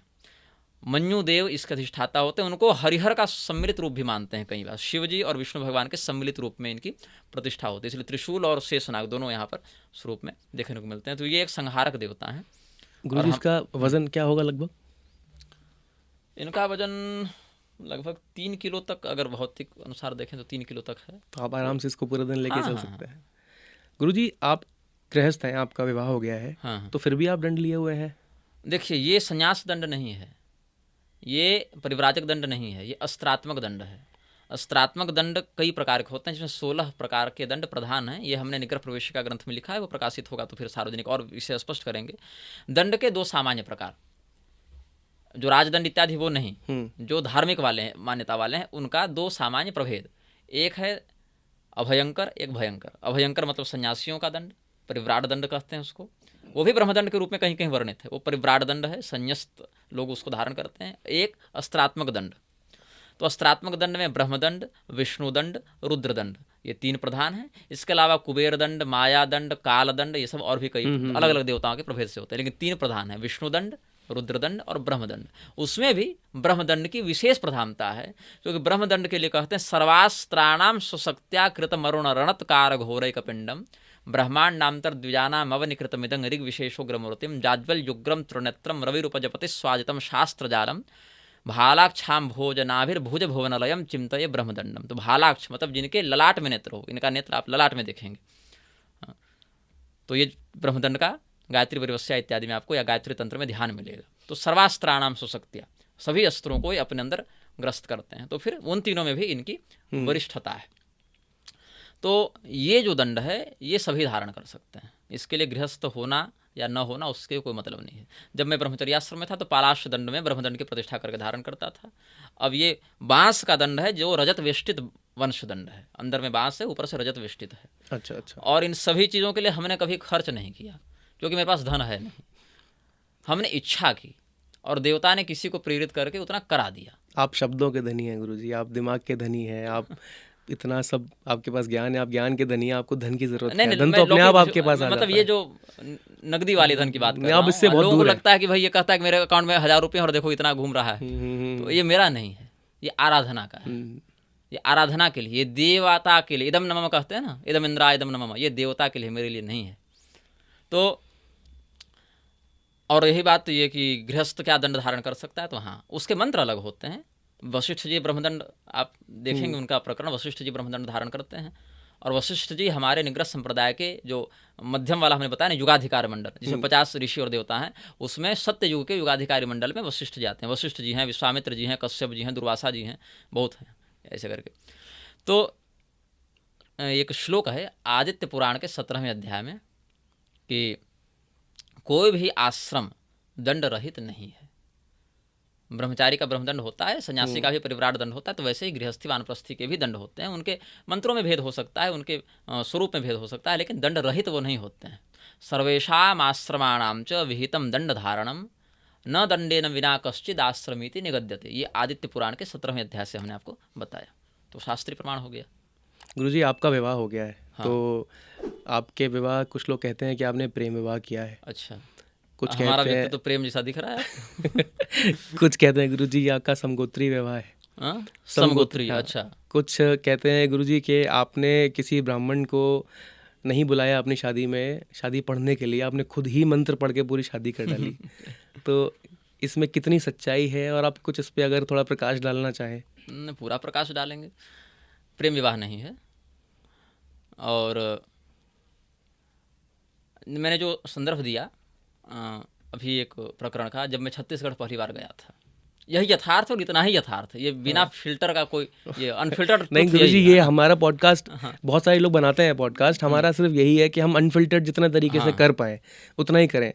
तो आप जितना जो आपके मन में आया बोलिए। बिल्कुल यथार्थ है, इससे ज़्यादा मतलब स्पष्ट सत्य और कुछ नहीं। हुआ क्या था, छत्तीसगढ़ हम गए, वहाँ तक बता चुके हैं, वहाँ रामचरितमानस की कथा गई, वहाँ तक बता। वहाँ एक व्यक्ति मिले, मनोज शर्मा जी। ये वही वाला है क्या जो जिन्होंने धोके ही बिस्तर बिछा दिया था? नहीं, वो दूसरे हैं, वो बड़े सीधे सरल। वो एक गांव था, चारभाठा नाम था। हाँ, अच्छा, उस पर भी आएंगे गुरुजी। हाँ, उस पर भी आएंगे। तो खैर, ये जो हैं मनोज शर्मा जी, अब वो रिश्ते में हमारे चाचा ससुर लग जाते हैं। तो उनके साढ़ू हैं छत्रधर शर्मा, तो वही हमको लेकर गए थे। तो बहुत से ब्राह्मणों के यहाँ लेकर गए, अपनी ससुराल भी लेकर गए। तो वो जब अपनी ससुराल लेकर गए तो उनकी जो सासू माँ थी, अब वो परलोक चली गई, और हमसे बड़ा प्रेम करती थी। वो मुझे बहुत मानती थी। तो इतना मानती थी कि जब वो गई तो उनके पुत्र हमसे भागवत सुनना चाहते थे अपनी माँ के लिए, लेकिन हम बोले हम बोल नहीं पाएंगे, मतलब हम रो जाएंगे ऐसा। जबकि मेरा व्यक्तित्व वैसा है नहीं, मैं थोड़ा कठोर हृदय का इन मामलों में, लेकिन मैं बोला मैं नहीं बोल पाऊंगा, उनका चित्र देखूंगा तो मुझे रुलाई आ जाएगी। तो ये उनकी इच्छा थी कि यदि मुझे जीवन में विवाह करना हुआ तो मैं उनकी नतनी से विवाह, नतनी मतलब दोहित्री से विवाह करूँ, उनकी बड़ी बेटी की बड़ी बेटी से मैं विवाह करूँ, ऐसा उनका मन था। अच्छा। तो उस समय मेरी अवस्था थी 20 साल की, और विवाह करना है कि संन्यास लेना है, इसका कोई अभी स्पष्ट मेरे चिंतन में था नहीं। तो मैं घर आया कार्यक्रम के बाद, घर आकर मैंने अपने माता पिता को कहा कि वहाँ मैं गया, तो वहाँ ऐसी उन्होंने एक बात कही। वहाँ पर एक माता जी मिली, उन्होंने कहा कि यदि आपको विवाह करने का मन होगा, अच्छा उन्होंने कहा था यदि आपको विवाह करने का मन होगा तो मेरी गुड़िया का ख्याल कीजिएगा। और मैं इतना मूर्ख, मैंने गुड़िया मतलब समझी डॉल, ये गुड़िया का ख्याल क्यों रखूंगा, मैं 20 साल का व्यक्ति हूँ और मैं पुरुष हूँ, मैं गुड़िया का ख्याल क्यों रखूंगा। फिर उन्होंने बताया नहीं महाराज, गुड़िया मतलब इनकी जो दोहित्री हैं उनकी बात कर रही है। मैंने कहा अच्छा अच्छा ठीक है। तो मैं घर में जाकर पिताजी माताजी को बताया, बोले अच्छा ठीक है, अगर भविष्य में ऐसा होगा तो हम लोग बताएंगे। अब अभी तो थोड़ा वो निर्णय लेने में हड़बड़ी समझ रहे थे। तो फिर बाद में ये जो छत्रधर शर्मा जी हैं, कन्या के मौसा, और हमारे पिताजी बिहार के एक यज्ञ में मिले। और वो यज्ञ की भी बड़ी सुंदर कहानी। वो हिंदुओं की भूमि थी 5 एकड़, वो मुसलमानों ने कब्जा कर रखी थी। और उस जमीन को छुड़ाने के लिए बहुत लाठी गोली बारूद बंदूक जेल पुलिस सब हुआ। और बाद में हिंदुओं ने वो ज़मीन छुड़ाई। एक नूनिया जाति के व्यक्ति थे, उनकी वो ज़मीन थी। हमको लगता है वो ST SC में ही आएंगे, लेकिन सनातनी थे। तो उनकी ज़मीन को छुड़वाया गया, वहाँ बढ़िया पार्क बनाया गया, सूर्यदेव का मंदिर बनवाया गया, और मंदिर की प्रतिष्ठा कराने के लिए कोई तैयार नहीं। तो फिर हमको बुलाया गया। तो हम जब गए तो वहाँ फिर कुछ दंगा का माहौल हुआ, खेतों में आग लगा दी गई, बाद में हमारी कुटिया में पेट्रोल बम मार के उसको उड़ा दिया गया, मतलब बहुत कुछ हुआ। तो वहाँ पर हमारे पिताजी भी थे और ये छत्रधर शर्मा जी भी थे। कब की बात है गुरुजी ये शायद 2021 की बात है। अच्छा, फिर 20-21 की बात होगी, मुझे याद नहीं है। उससे पहले की होगी, लोग हमको लगता है कोरोना से पहले की बात है। हाँ, कोरोना से पहले की बात होगी, अब साल उतना याद नहीं मुझे, लेकिन है। तो फिर पिताजी और उनकी भी मित्रता हुई, दोनों परिवार भी मिले। और फिर मेरी माताजी ने एक दिन कहा कि भाई तुम्हारे लिए बहुत से रिश्ते आ रहे हैं, और अब तुम्हारे लिए रिश्ता चयन करना बड़ा कठिन काम है, क्योंकि व्यक्तित्व है, परिवार है, अब आज की पीढ़ी में हमारे अनुकूल कहाँ मिलती। तो फिर हमारे माताजी ने कहा कि वो जो छत्तीसगढ़ वाली बात तुमने बताई थी 2017 वाली, और पिताजी और उनके मौसा जी मिल ही चुके थे दोनों जी। तो पारिवारिक भी एक परिचय हो ही गया था। तो और गोत्र पुर इत्यादि सब हम लोग का अलग है ना, सागर द्वीपियों में गोत्र और पुर दोनों मिलाते हैं। तो हमारे यहाँ दोनों भी भिन्न है हमारा, उसमें कोई सगोत्री विवाह इत्यादि की बात नहीं है। वो तो किसी एक उत्तराखंड के व्यक्ति ने अफवाह उड़ा दी थी, वो भी उसकी अज्ञानता थी। तो फिर बात हुई, और फिर बात होने के बाद उस चर्चा के 3 वर्ष के बाद फिर अभी हमारा विवाह हुआ। तो विवाह में हमारे ओर से 2 ब्राह्मण गए थे और उधर से 4 ब्राह्मण थे लगभग। आप मेरा कार्ड पढ़ेंगे विवाह का, तो उसी में आचार्य गणा ऐसे करके एक सेक्टर लिखा, उसमें नाम है कन्या पक्ष वालों के। हमारी ओर से तो कार्ड छपा ही नहीं था, क्योंकि मैं उसमें धन लगाना नहीं चाहता था कार्ड छापने में। मैंने भोजपत्र पर लिखा अपना और भगवती को जाके सौंप दिया, यही है हमारा निमंत्रण। और कन्या पक्ष से जो कार्ड छपा, तो हमने कहा था कि संस्कृत में आप कार्ड छपवाएं, हमारी एक इच्छा है शास्त्रीय पद्धति में छपे। तो उन्होंने कहा कि हम लोग छापेंगे, फिर उसमें कुछ त्रुटि होगी, कुछ प्रिंटिंग मिस्टेक होगा, तो फिर कितना बार छप पाएंगे, तो आप ही जो मैटर लिखना है वो बता दीजिए कि ये सब छपेगा। फिर हमने उस हिसाब से जो शास्त्रीय प्रारूप था वो बना दिया था। तो उसमें आचार्य गणा का आप नाम पढ़ेंगे, उसमें सबका नाम मिलेगा। अब हुआ इसमें ये कि उसमें जो 2 प्रधान आचार्य हो सकते थे ब्राह्मण, वो आए जरूर, मतलब भागे नहीं, उपस्थित थे, लेकिन कहीं कहीं किसी किसी कमरे में वो चले गए। अच्छा। तो बाद में हालांकि उनकी जो धर्मपत्नियाँ थीं, वो ब्राह्मणियाँ, वो सब वहाँ लगी रहीं मंडप में, अपना जो कर्तव्य था वो किया उन्होंने। उनका ये कहना था कि अगर हमारे उच्चारण में कुछ त्रुटि हो जाए तो हमको सबके सामने डांट देंगे। ये बात बाद में हमको पता चली। और कुछ रामभद्राचार्य जी के प्रति उनकी निकटता थी, तो कुछ वो भी भाव हो सकता है, ये मेरी आशंका है। और हालांकि मेरे पक्ष से जो ब्राह्मण गए थे, सुमन पाठक जी थे, और हमारे मौसेरे अग्रज ब्रजेश पाठक जी थे। वो पुरोहित के रूप में तो नहीं थे, लेकिन सुमंगली इत्यादि शाखोचार्य इत्यादि में सहयोग की। बाकी सुमन पाठक जी सब कराए। और उधर से एक, उनका नाम तो मैं नहीं जानता, कुंडा गांव के रहने वाले हैं वो, वहीं बगल के, वहाँ एक कुंडा नाम का गांव है, वहाँ से वो सब कराए। और ये सब शाकत द्वीपीय ब्राह्मण ही थे। ये नहीं कि भारतीय ब्राह्मणों ने बहिष्कार कर दिया, ये सब भी कुछ लोग अफवाह उड़ाते हैं कि भारतीय ब्राह्मणों ने बहिष्कार कर दिया तुम शाकत द्वीपीय हो, ऐसा नहीं, सब शाकत द्वीपीय ही थे। और सब विधिवत हुआ। अब मेरे द्वारा जो मंत्र पढ़ने की बात है वो क्या हुई, उस विवाह का 15 सेकेंड का कोई क्लिप किसी ने सोशल मीडिया पर डाला, जिस समय मैं फेरे ले रहा हूँ और मैं मंत्र पढ़ रहा हूँ। तो जब आप गृह सूत्रों का अध्ययन करेंगे तो उसमें बहुत से मंत्र, विवाह पद्धति के बहुत से मंत्र वर के ही द्वारा पढ़े जाते हैं। उसमें है इन मंत्रों का वर उच्चारण करे, इन मंत्रों का कन्या उच्चारण करे, इनका कन्या का पिता करे, इतना पुरोहित पढ़ें। तो भाई जिसका जो मंत्र वही पढ़ेगा ना। अब पूरी रिकॉर्डिंग तो हुई नहीं, 15 सेकंड जब मैं पढ़ रहा हूँ तभी और लोगों को तो मुद्दा चाहिए, तभी लोगों ने सोचा कि ये तो क्या है कि स्वयं ही पंडित बन गया, स्वयं ही पूजा कराने लगा। ऐसा नहीं है, वर के लिए जो मंत्र पढ़े जाने चाहिए वही हमने पढ़ा है, और वो कोई भी शास्त्र के पढ़ेगा। हाँ, अब आजकल के यजमानों को होश नहीं है पढ़ने का, तो उनके बदले पुरोहित जी पढ़ देते हैं। कन्या वाला भी वही पढ़ दे रहे हैं, कन्या के पिता वाला भी वही पढ़ दे रहे हैं, कन्या वर का भी वही पढ़ दे रहे हैं। लेकिन ऐसा नहीं है, वो जो जिसका मंत्र था। जबकि हमारी धर्मपत्नी ने सभी वचन संस्कृत में स्वयं पढ़े, बिना पुस्तक देखे पढ़े। हम तो सारे मंत्र पुस्तक देख कर पढ़े। कन्या ने जो 7 वचन दिए वो उन्होंने बिना पुस्तक देखे पढ़े। वो पाणिनि शोध संस्थान हम चलाती हैं ना, ये पुष्पा दीक्षित जी, वो उनकी शिष्या हैं। अच्छा। तो संस्कृत इत्यादि का जितना आवश्यक उतना बोध है उनको, तो सारे मंत्र उनको कंठस्थ थे, लौकिक वाले, वैदिक नहीं। जितने तीर्थ व्रतोद्यापन यज्ञ दानम ये सब जो हैं, उधर के 7 और इधर के 5, मतलब 12 मंत्र उन्होंने बिना पुस्तक देखे पढ़े। लेकिन उनका वीडियो नहीं बनाकर किसी ने डाला, अच्छा ही क्या नहीं डाला, लेकिन ये पूरा तथ्य है। ब्राह्मण बहिष्कार नहीं किए थे। अनेकानेक आचार्यों में बस 2 आचार्य वहाँ से गए, वो भी इस बात से आशंकित होकर कि हम उनको टोक न दें, जबकि ऐसा हमने कभी टोका नहीं किसी को भरी सभा में। अगर कोई त्रुटि है भी तो किनारे अलग से बता दिया कि पंडित जी आप इसमें सुधार लीजिएगा, या किसी ने हमको टोका तो हमने सुधार कर लिया। और मंत्र जो वर के लिए विहित हैं वही हमने पढ़े थे। गुरुजी, आपने विवाह की बात की, तो विवाह और संन्यास 2 चीज़ें हैं, तो आपने संन्यास क्यों नहीं लिया? और जैसा हमने सुना भी था कि आप बोध गया के शंकराचार्य बनने जा रहे हैं, ऐसा कुछ, तो उस पर क्या है, तो थोड़ा सा बताएंगे? बोध गया का शंकराचार्य नहीं, बोध गया में एक शंकराचार्य मठ के नाम से मठ है, और वो आदि शंकराचार्य के द्वारा स्थापित नहीं है। बाद में मतलब हमको लगता है कि 14वीं-15वीं शताब्दी के आसपास एक उद्धवगिरी महाराज हुए, शंकर सन्यासी ही थे, बड़े चमत्कारी महात्मा हुए, उन्होंने उसकी स्थापना की थी। और बोध गया में उस समय बहुत कब्जा था विधर्मियों का, और पूरा जंगल भी था और बहुत कब्जा भी था, तो उन्होंने पूरे बोध गया को पुनर्जीवित किया, और बहुत संपदा उस मठ में थी, बहुत अधिक संपत्ति। तो जहाँ तक हमने उसके कागजातों को देखा, लगभग 50-60 हज़ार एकड़ की संपत्ति उसके पास थी मठ में, मतलब उस मठ की संपदा। बोध गया पूरा मंदिर, बोध गया का इधर एयरपोर्ट इत्यादि, उधर जो प्रस्तावित ये सब योजनाएं हैं, जो मगध विश्वविद्यालय, ये सब पूरा जो है वो बोध गया मठ की ही ज़मीन पर है। अभी तो कुछ लोग वहाँ पर कर रहे हैं कि हमको सब बौद्धों को सौंप दो, हिंदुओं को यहाँ से निकालो, लेकिन जब वहाँ बौद्ध नहीं थे तब हिंदुओं ने ही उस जगह को बचाकर बनाकर सब सांकर वेदांतियों ने किया है। खैर, तो मैं था उमगा पहाड़ में, उमगा पहाड़ का मैंने अभी आपको उल्लेख किया। हाँ। वहाँ से वो बोध गया मठ लगभग 50-60 किलोमीटर दूर होगा।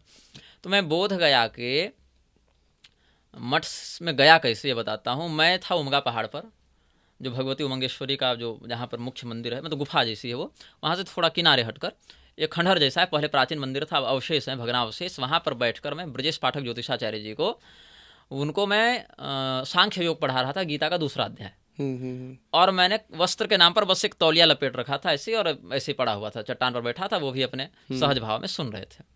तो वहाँ पर कुछ लोग आए जो किसी शिक्षा बोर्ड से जुड़े हुए थे, कोई चौबे जी थे करके, और किसी कॉलेज के वो ट्रस्टी थे या जो थे, वो आए और दर्शन करने भगवती का आए थे। 3-4 लोग थे, वो लोग आए और खड़े होकर सुनने लगे। मैं बोलता ही रहा। फिर वो बोले आप कहाँ से हैं, बड़ी कम उम्र में आप गीता पर इस प्रकार से बता रहे हैं, हम लोगों ने नहीं सुना, और जंगल में इस प्रकार से कोई बोलता है तो पुराने समय की याद आ जाती है वो। तो फिर हमने अपना सामान्य परिचय दिया।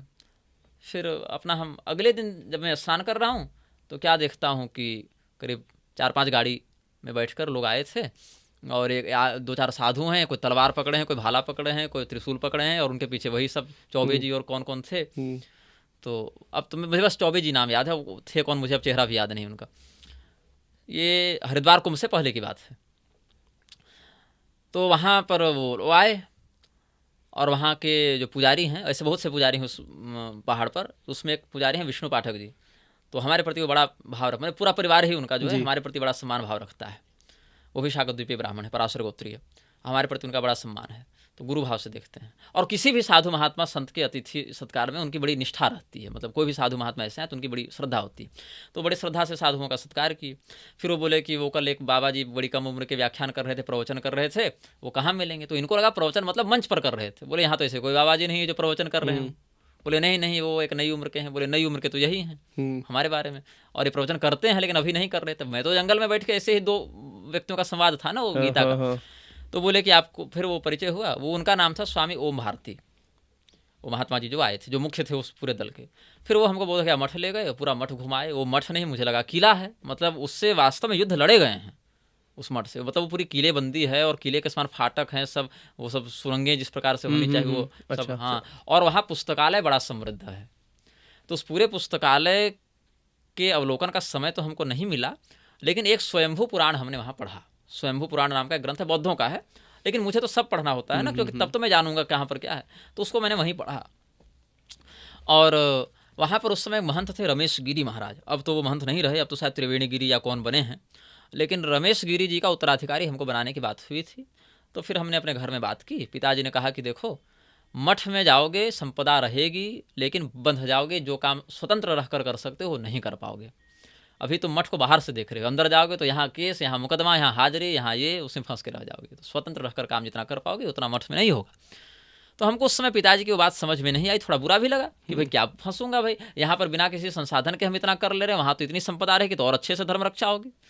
लेकिन अच्छा, माताजी ने अनुमति दे दी थी कि अच्छा कोई बात नहीं, अगर तुमको वहाँ लग रहा है तुम्हारी उपयोगिता है तुम जाओ। लेकिन पिताजी बोले नहीं, तुम जाओगे तो फंस जाओगे, क्योंकि संन्यास लेने के बाद वापस थोड़ी जाओगे। वहाँ जाने पर पता चला कि मठ में गड़बड़ है, तब एक आध बार और जाकर देखो। फिर हम एक आध बार और गए, एक मेदिनी दुबे जी हैं छत्तीसगढ़ के, उनके साथ गए थे और फिर 2-3 दिन रहे भी थे। तो हरिद्वार कुंभ में फिर हमको वहाँ का महंत बनाने की, श्री महंत बनाने की बात हुई थी, लेकिन पिताजी ने अनुमति नहीं दी, तो हमने पिताजी से विरोध नहीं किया। बचपन से वही मार्गदर्शन देते आए हैं, तो हमने वहाँ उनके मार्गदर्शन को स्वीकार किया। उसमें बुरा लगा था हमको कि भाई क्यों ऐसा कह रहे हैं, लेकिन अब उनका वह निर्देश समझ में आता है कि नहीं वो सही कह रहे थे।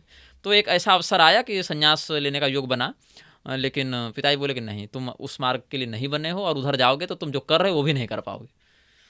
तो इनका जो निर्णय था, अच्छा उस समय मैं निग्रहाचार्य के रूप में इस प्रकार से आया भी नहीं था, मेरे लिए कुछ और लिखा हुआ था ना। तो जो होना था, प्रकृति स्वाम नियोक्षति, आप नहीं भी करना चाहेंगे तो प्रकृति आपको करवा देगी, क्योंकि आपके लिए प्रकृति ने वो मार्ग बनाया है। तो कोई शंकराचार्य बनने की इच्छा या उस प्रकार से है नहीं। मैं न स्वयं को योग्य मानता हूँ उस लायक, और न मैं स्वयं को उस पद के न योग्य न इच्छुक, दोनों नहीं मानता हूँ। तो आप जो आपकी मैं लोकप्रियता इतनी निग्रहाचार्य है, के ही योग्य हूँ और मैं निग्रहाचार्य ही हो सकता हूँ। प्रकृति में मेरा यही अस्तित्व है, यही पहचान है, यही काम है। न वो मेरा काम कर सकते हैं, न मैं उनका काम कर सकता हूँ। मेरी योग्यता जिसमें है, प्रकृति ने मुझे वही दिया है और मैं उसमें बिल्कुल संतुष्ट हूँ, और पूरा प्रयास है कि उसी कर्तव्य को ठीक से निभा पाऊँ, इतना ही। आप शंकराचार्य नहीं बनना चाहते? हो ही नहीं सकते ना, वो मेरा मार्ग ही नहीं है। जिनका मार्ग शंकराचार्य बनने का वही बनेंगे ना, मेरा मार्ग निग्रहाचार्य बनने का ही है। अन्यथा निग्रहाचार्यों के आज्ञाधिकारी मंडल में अभी कौन दिख रहे थे आपको? प्रकृति ने हमको उसके लिए बनाया, उस जगह के लिए बनाया, उस काम के लिए प्रशिक्षित किया, उस काम का अधिकार दिया, मैं वही कर रहा हूँ। तो आप 20 साल बाद खुद को कहाँ देखते हैं? कम से कम जीवित, शुरुआत यहाँ से करूँगा। और क्योंकि जितने विरोधी हैं उसमें जीवित रहना एक बहुत बड़ा काम है मेरे लिए। गुरुजी, आपने बताया कि आप डरते नहीं है। नहीं, डरता हूँ, नहीं, आपने बोला कि डर के निर्णय नहीं बदलता हूँ। डर सबको लगता है, ऐसा नहीं कि मैं डरता नहीं हूँ। डर को नियंत्रित करना सीख लिया है अब बहुत हद तक। डर सबको लगता है। देवराज इंद्र स्वर्ग में बैठे नहीं डरते क्या? तो इतने ऋषि महर्षियों की तपस्या भंग करने की अप्सराओं को भेजते हैं। डर सबको लगता है। कोई कह रहा है कोई डरता नहीं है, तो या तो ब्रह्मज्ञानी है या तो मूर्ख। मैं दोनों नहीं हूँ, न मैं ब्रह्मज्ञानी हूँ भैया, न मैं मूर्ख हूँ। डर मुझे लगता है, लेकिन हाँ, हर बात से नहीं, जिन बातों से लोग डरते हैं उनसे नहीं। डर को नियंत्रित करना सीख गया है मैंने, बहुत हद तक मैंने सीखा है, मैं सीख गया हूँ। और अगर फिर भी कोई डर एकदम हावी हो रहा है, तो फिर जिनके चरणों में सभी प्रकार का अभय है, उन्होंने तो नहीं ठुकराया है ना। अभयम सर्वभूतेभ्यो ददाम्येतद् व्रतम मम, ये राम जी का जो कथन है, ये जो राम जी का वचन है, उससे भगवान नहीं ना अभी तक मुकरे हैं। तो फिर वहीं जाकर सौंप देना है बात को कि राम जी देख लीजिए आगे से। यहाँ तक हमारा सामर्थ्य था, हमने किया, आगे राम जाने, राम का काम जाने। ज़्यादातर साधु जो बने गुरुजी, वो सब या तो घर से भागे या किसी परिस्थिति की वजह से उन्हें बनना पड़ा। आपका क्या, आप कभी भागे, कभी घर से? भागा तो मैं बहुत हूँ, भागा मैं करीब, हम समझते हैं 6-7 बार भागे हैं। ऐसे ज़रूरत क्यों पड़ी भागने की आपको? पिताजी की मार मैं अच्छा। इसको कहूँगा। पिताजी ने बहुत मारा है मुझे, और सही किया है। मैं था उस लायक। हालांकि ऐसा क्यों? आप उस लायक क्यों? आप तो 4 साल की उम्र में गीता कंठस्थ है, सारे मंत्र जानते हैं, पूजा करते हैं। पाप करके मार नहीं खाई, ये मैं गर्व से कह सकता हूँ। कोई मुझे ये नहीं कह सकता कि तुम दारू पीने के कारण मार खाए, व्यभिचार के कारण मार खाए हो, ये नहीं। लड़कीबाजी के कारण मार खाए, कभी नहीं। मैंने कलंक के कारण मार खाई है, और वो झूठा कलंक। किसने लगाया, क्या था? अब वो उन लोगों की चर्चा यहाँ तो करूँगा नहीं, वो तो अप्रासंगिक हो जाएगा। लेकिन मैं 5वीं कक्षा में था, और 5वीं कक्षा में था तो एक व्यक्ति ने मेरे ऊपर कलंक लगाया कि पिताजी की को आकर कहा, उसने मुझसे गुटखा खाने के पैसे मांगे, पान मसाला। अब मैं कहाँ से पैसा दूं? मेरा घर जो है उसमें कोई चाय नहीं पीता, मैं उसको पान मसाला कहाँ से खिलाऊं? तो उसने पिताजी को आकर चुगली कर दी कि ये तो जुआ खेल रहा था। और पिताजी ने पूछा भी नहीं कि हाँ नहीं, कुछ परीक्षण वेरिफिकेशन कुछ नहीं। पिताजी ने सीधे वो कपड़े का जूता था उसको उठाया और खूब पीटा, और इतना पीटा कि ये चमड़ी आपको जामुन के रंग की दिखती। हाँ, मतलब इतना कलर बदल गया तुरंत। बाद में पिताजी को पता चला कि वो गलत आरोप था, तो पिताजी को बहुत अफसोस हुआ, आज भी उस बात का अफसोस है।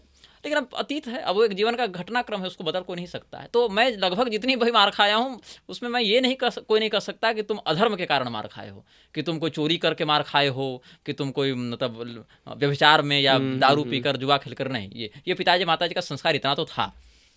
मैं कलंक के कारण मार खाया हूँ, चंचलता के कारण मार खाया, और पेड़ पर टंगा बैठा हूँ। तो माता पिता कने नीचे उतर जाओ, दो बार। भारत के माता पिता 1 से 2 बार कहते हैं, हाँ। तीसरी बार फिर उनके हाथ और खड़ाओं से बात होती है। सही बात है। ये सब मैं मार खाया हूँ और ज़्यादा खा गया हूँ। मतलब पिताजी भी कहते हैं कि उतना नहीं मारना चाहिए था। अच्छा, कई बार तो मुझे पता नहीं कि मैं क्यों खा गया हूँ, मतलब मुझे पता तो हो कि मैं क्यों मार खा रहा हूँ ताकि मैं सुधार कर सकूँ, लेकिन कई बार तो कारण स्पष्ट नहीं होता था। हाँ, मैंने जितनी मार खाई उतने मेरे सहोदर नहीं खाए पिताजी से। अच्छा। और उसका फल हमारे प्रारब्ध के क्षय में और अनुशासन के विकास में लगा। ठीक है, उनको वह उचित लगा, हमारे परवरिश के लिए उन्होंने किया, और उससे कोई ऐसा तो नहीं कि कोई हमारी क्षति हो गई, दर्द हुआ, ठीक है, लेकिन और सब कुछ तो उन्होंने ही दिया ना। तो इसीलिए पिताजी की मार से ही अधिक हम भागे हैं, है ना? और साधु बनने के लिए नहीं भागे, क्योंकि हमको साधु बनने की प्रेरणा तो पिताजी से ही मिली ना। अब पिताजी भागवत पढ़ रहे हैं सुबह 4 बजे बढ़िया गायत्री संध्या करके, और हमको गोद में बैठा कर रखा है उन्होंने, तो अब इससे ज़्यादा माहौल आपको किस गुरुकुल में मिलेगा? सही बात है। मतलब मेरे माता पिता केवल जनक जननी नहीं हैं, या पितु मेरे गुरु भी हैं। जो कहते हैं ना कि माता पिता प्रथम गुरु होते हैं, वो केवल कहने वाला नहीं, उन्होंने चरितार्थ किया इस बात को। तो मुझे संस्कार के लिए, अध्ययन के लिए, ज्ञान के लिए घर से भागने की ज़रूरत नहीं पड़ी। हाँ, तपस्या के लिए भागा हूँ, जंगल भागा हूँ, और जंगल ऐसे जंगल जहाँ जिस घाट पर मैं पानी भर कर अभी गया, उसी घाट पर भालू 5 मिनट बाद पानी पीने आ रहा है। मतलब अच्छे घने जंगल, इधर से माओवादी निकल रहे हैं, उधर से भालू निकल रहा है, और मैं पेड़ के पीछे छिपा हूँ। उम्र कितनी है? 16 साल। तो ये सब भागा हूँ, तपस्या के लिए भागा हूँ। और फिर बाद में बताकर जाने लगा कि पिताजी इस जंगल में जा रहा हूँ, इतने दिन में लौटूंगा, ठीक है जाओ। और अब तो फिर पिताजी समझ गए कि भाई अब अनुभवी हो गया, तब बस इतना है कि कहाँ जा रहे हो, कब तक आओगे, इतना तो कोई भी माता पिता वो तो जीवन भर पूछेंगे, उनका अधिकार बनता है, लेकिन और कोई नहीं। और हाँ, भगवत कृपा से धर्मपत्नी भी हमको उसी मानसिकता की मिली। उनको भी हमारे व्यक्तित्व से, पहनावे से, और हमारे जो आहार विहार हैं, विचार हैं, बल्कि हमारे विवाह से पहले हमारे ऊपर 2 मुकदमे चल रहे थे। शत्रुओं की जान की धमकी सब आ ही रही थी। जान की धमकी तो 1.5 साल पहले आई ना। हाँ। लेकिन उन लोगों ने अपने धैर्य का परित्याग नहीं किया। उन्होंने मेरे काम को समझा, मेरे महत्व को समझा, मेरे भावना को समझा। और भगवत कृपा कोई ऐसा हमने पुण्य किया होगा, हमारे माता पिता ने किया होगा कि हमारा संबंध भी ऐसे घर में हुआ। जो बात वो हमारे प्रति कहते हैं, वही भाव हमारा उनके प्रति भी है। एक तो कोई मुझे साइकोपैथ कह रहा था, डोमेस्टिक वायलेंस वाला। तो मैंने अपनी धर्मपत्नी को दिखाया कि देखो ये मुझे डोमेस्टिक वायलेंस वाला कह रहा है। अब इस पर क्या उत्तर दिया जा सकता है? साइकोपैथ, हाँ, कि ये इतना उग्र है कैमरे पर, तो ये पत्नी को रोज पीटता होगा, इसकी पत्नी का साक्षात्कार लो, उस बेचारी को इसके चंगुल से बचाओ। ये तो सुना मेरे भी था कि लोग आपको लोग मनोरोगी मानते कि मतलब अगर मैं इसको इंग्लिश में पूछूं तो are you mental, mentally ill, are you mentally ill, या मेंटली अनस्टेबल। देखिए बात ऐसी है, भावनाओं का 2 विरोधाभासी ध्रुव व्यक्तित्व में दिखता है, उसको कहते हैं बाइपोलर डिसऑर्डर। तो मैंने उस पर एक पूरी पुस्तक लिखी, the bipolars of bloodshed within. और ये पुस्तक हमने बहुत गंभीर शोध के बाद लिखी। मतलब 100-150 पृष्ठ को लिखने के लिए हमने लगभग 200 से अधिक चिकित्सकों के और चिकित्सारत लोगों के अनुभव को जाना, परखा, पढ़ा और समझा, जिया, तब लिखा। तो उसमें तो बहुत कुछ होता है। अगर व्यक्ति का जीवन नशे में चला जाए, व्यभिचार में चला जाए, या धर्म का नियंत्रण न रहे, तो फिर कहीं भी जा सकता है। वो जैसे गाड़ी है ना, आप ड्राइविंग सीट पर बैठे हैं और मदिरा पी ली है तो मृत्यु है सीधे, और अलर्ट हैं तो फिर गंतव्य का मार्ग है। तो मेरा जो बाइपोलर डिसऑर्डर है, वो मेरे अंदर जो प्रभाव दिखाता है, मैंने पूरी पुस्तक में लिखा है, वो मुझे रचनात्मकता देता है, मेरी कल्पना शक्ति का विकास करता है, रचनात्मकता देता है, मेरी कवित्व शक्ति का विकास करता है, मेरे अंदर आलस्य को बढ़ाता है या उत्साह को बढ़ाता है। कई बार मेरे अंदर इतनी ऊर्जा होगी कि मैं 20 घंटे लगातार, 22 घंटे लगातार लेखन कर रहा हूँ, और कई बार 4 दिन में 1 श्लोक भी नहीं लिख पा रहा हूँ। ऐसा भी कई बार अनुभव हो सकता है। हालांकि ये एक हार्मोनल होगा कि कई बार डोपामाइन बढ़े कि क्या बढ़े, होता है, डोपामाइन रिलीज होता है बॉडी में, एड्रेनलिन है, ये सब है, अलग अलग हार्मोन्स हैं, तो डिपेंड करता है। दूसरा इसका है कि मेरी नींद कोई बिगाड़ता है, या तो बहुत अधिक नींद या तो बहुत कम नींद। मेरी भूख को बिगाड़ता है। कभी मैं 2 रोटी खाकर भी तृप्त हो जाऊँगा, कभी 14-15 रोटी में भी तृप्त नहीं होऊंगा। ये है। तो ये इसने मुझे पागल नहीं बनाया है, मेरी भूख को असंतुलित किया है, मेरी नींद को असंतुलित किया है, और मुझे बहुत ज़्यादा कभी किसी अन्याय को देखकर क्रोधी बना देगा और कभी बहुत अधिक शांत बना देगा। इससे अधिक इसका कोई प्रभाव मेरे जीवन पर नहीं है। लेकिन इस एक बिंदु को पकड़कर लोगों ने सीधे मुझे पागल घोषित कर दिया। तो मैं भावनात्मक रूप से 2 अलग स्वभाव की उत्साह और आलस्य, क्रोध और शांति, ये दोनों की चरमोत्कृष्टता को अपने व्यक्तित्व में अनुभव करता हूँ समानांतर रूप से। यही मात्र इसका एक प्रभाव है, जिससे मेरी जो दैनिक कार्यप्रणाली उसमें कोई असर नहीं है। ऐसा नहीं है कि मैं मेरे जो कृत्य से किसी की कोई क्षति हो जाए, मैं किसी को पीट डालूं, माथा काट डालूं, ऐसा नहीं है। उस पर धर्म का पूरा अंकुश है, अनुशासन है। ये बस अब जैसे भूख को बढ़ा दिया, कम कर दिया, नींद को बढ़ा दिया, कम कर दिया, ये सब है बस। वो सब हमने वहाँ स्पष्ट लिखे हैं। लेकिन इससे मेरे चरित्र के ऊपर या मेरे मनोदशा के ऊपर ऐसा कोई विकृत प्रभाव नहीं, जैसा लोग बताते हैं कि ये पागल है, ऐसा नहीं। गुरुजी अभी बीच बीच में आपने एक जिक्र किया था राम जी का। हाँ। तो उसमें राम मंदिर को लेके आपका क्या कहना है कि राम मंदिर जो बना है, क्या वहाँ पूजा पाठ हो रही है या नहीं? देखिए, पूजा पाठ तो कर ही रहे हैं लोग जो हैं, लेकिन क्या है, राम मंदिर विजय नहीं, समझौता है। और समझौता हिंदुओं का माथा झुका कर है। आपके घर में कोई कब्जा कर ले बलपूर्वक और आप न्यायालय जाएं और न्यायालय कहे कि ठीक है तुमको तुम्हारा घर मिलेगा, लेकिन इसको इतना देना पड़ेगा। अरे भाई, उसको दंड दो ना। और दंड चलो उस पीढ़ी को नहीं दे सकते, आज की पीढ़ी को नहीं दे सकते, ठीक है, तो कम से कम उसको 5 एकड़ मस्जिद के लिए क्यों दे रहे हो? राम मंदिर के विषय में ना पैसा सबने कमाया, ये मैं कहता हूँ। कोई प्रमाण इसका? देखिए, अब ये ऑफ रिकॉर्ड बातें होती हैं। प्रमाण में क्या स्टिंग ऑपरेशन करके जज वकील का लाकर आपको दूं? वोट बैंक बना बिना पैसा का। फिर भी तो हार गए वहाँ से, अयोध्या से। हम अयोध्या मेन एक जगह की बात नहीं कर रहे, माहौल की बात कर रहे हैं, ठीक है। वोट बैंक बना कि नहीं, मोबिलाइजेशन हुआ कि नहीं? बिल्कुल बिल्कुल। राम मंदिर अभी का मत देखिए, आप आंदोलन को देखिए। राम मंदिर आंदोलन ने वोट बैंक को मोबिलाइज किया कि नहीं किया? किसी पार्टी विशेष के लिए, बीजेपी के लिए, चाहे आरएसएस के लिए, चाहे आप जिसको नाम उसमें देंगे, जो इससे प्रत्यक्ष लाभान्वित हुए। नेताओं को प्रत्यक्ष लाभ हुआ, वकीलों को प्रत्यक्ष लाभ हुआ, कोर्ट वाले हों चाहे वोट वाले हों, नोट तो सबको मिला। मैं तो नहीं कह सकता गुरुजी। नहीं, मैं ऐसा कह रहा हूँ, मैं अपनी जिम्मेदारी पर कह देता हूँ ना। और मस्जिद की जिम्मेदारी कौन लेगा? वकील जिम्मेदारी ले रहे हैं। जिन वकीलों का यह दावा है, पराशरन जी शायद नहीं रहे ना, पराशरन जी तो चले गए ना परलोक। हाँ, खत्म हो गए। पीएन मिश्र भी हैं। मस्जिद की जिम्मेदारी लेंगे, राम मंदिर की जिम्मेदारी सब लेते हैं, मस्जिद की जिम्मेदारी कोई क्यों नहीं लेता? रामभद्राचार्य भी राम मंदिर की जिम्मेदारी लेते हैं, मस्जिद की जिम्मेदारी लेते हैं, और मुक्तेश्वरानंद जी भी राम मंदिर की जिम्मेदारी लेते हैं, और वो सही भी लेते हैं। रामभद्राचार्य की तुलना में उनका पक्ष बहुत पुष्ट है, इनका तो केवल दावा है, उनका तो प्रमाण है। लेकिन मस्जिद की जिम्मेदारी कोई नहीं लेते। नेता मस्जिद की जिम्मेदारी लेते हैं नहीं, तो बन क्यों रही है? बोले जज साहब ने दिया। क्यों दिया? ऐसी कौन सी प्रेरणा जज साहब को टोरेंट से डाउनलोड हो गई थी कि उन्होंने फैसला में लिख दिया कि ये 5 एकड़ मिलेगा मस्जिद के लिए, तभी वो न्याय माना जाएगा, तब ये एकदम बिल्कुल राइटफुल जस्टिस माना जाएगा? क्यों? और अगर यह उनको लगा तो वकील ने काउंटर क्यों नहीं किया? जो हिंदुओं के पक्षकार थे वो काउंटर क्यों नहीं करते हैं? बहुत कुछ है। और चलो हम ले देकर जीते, विजय जुलूस क्यों नहीं निकाल सकते हैं? और विजय जुलूस निकालने से भी हमको अगर रोका जा रहा है, अधूरे मंदिर में प्राण प्रतिष्ठा करा रहे हैं, शिखर नहीं बना तो लोग आ गए कि शिखर की आवश्यकता नहीं है। जब आवश्यकता नहीं, फिर नकली शिखर एक तंबू का क्यों बनाया गया? फिर बहुत कुछ तालमेल है, और तालमेल से अधिक घालमेल है। तो राम मंदिर जो है उसमें भगवान श्री रामचंद्र जी की जो प्रतिष्ठा हुई है, जिस पद्धति, जिन व्यक्तियों के द्वारा, जिन माध्यमों से हुई है, उसको शास्त्रीय आलोक में हम उचित नहीं मानते हैं। ये हमने तब भी कहा था, और हमने कहा तो हम तो खैर अलग से कुछ नहीं कह रहे हैं। जो शंकराचार्यों का मत था, पूरी शंकराचार्य जी ने कहा या ज्योतिषपीठ शंकराचार्य जी ने कहा, वही हमने भी कहा था, और उनका पक्ष शास्त्रीय था, इसीलिए हमने भी अपने विवेक में उनका समर्थन किया था। राम मंदिर का मुद्दा धर्म से अधिक नेतागिरी का मुद्दा है। धर्म का मुद्दा धर्मशास्त्रों से चलता है, नेतागिरी का मुद्दा स्वार्थ से और मोबिलाइजेशन से चलता है। हाँ, इतना जरूर है कि जहाँ पर रामलला तंबू में थे, अब विधिवत एक भव्य इमारत के नीचे हैं, लेकिन उस इमारत में और उस प्रतिमा में कितनी शास्त्रीयता है, इसको जब तक शास्त्रीय दृष्टि से नहीं देखेंगे कठिन है समझना। और मेरी जो दृष्टि है उसमें हम उसको शास्त्रीय नहीं मान सकते। गए हैं आप? बाहर से कैंपस में गया हूँ, अंदर नहीं गया हूँ। मौका नहीं मिला या आप खुद ही नहीं गए? इच्छा नहीं हुई ना। श्री राम जी का दर्शन हमने कोसले सदन में किया, रामलला देवस्थान में राघवाचार्य जी के यहाँ किया, विद्याभास्कर स्वामी जी के यहाँ किया। हमको राम जी से मतलब है ना।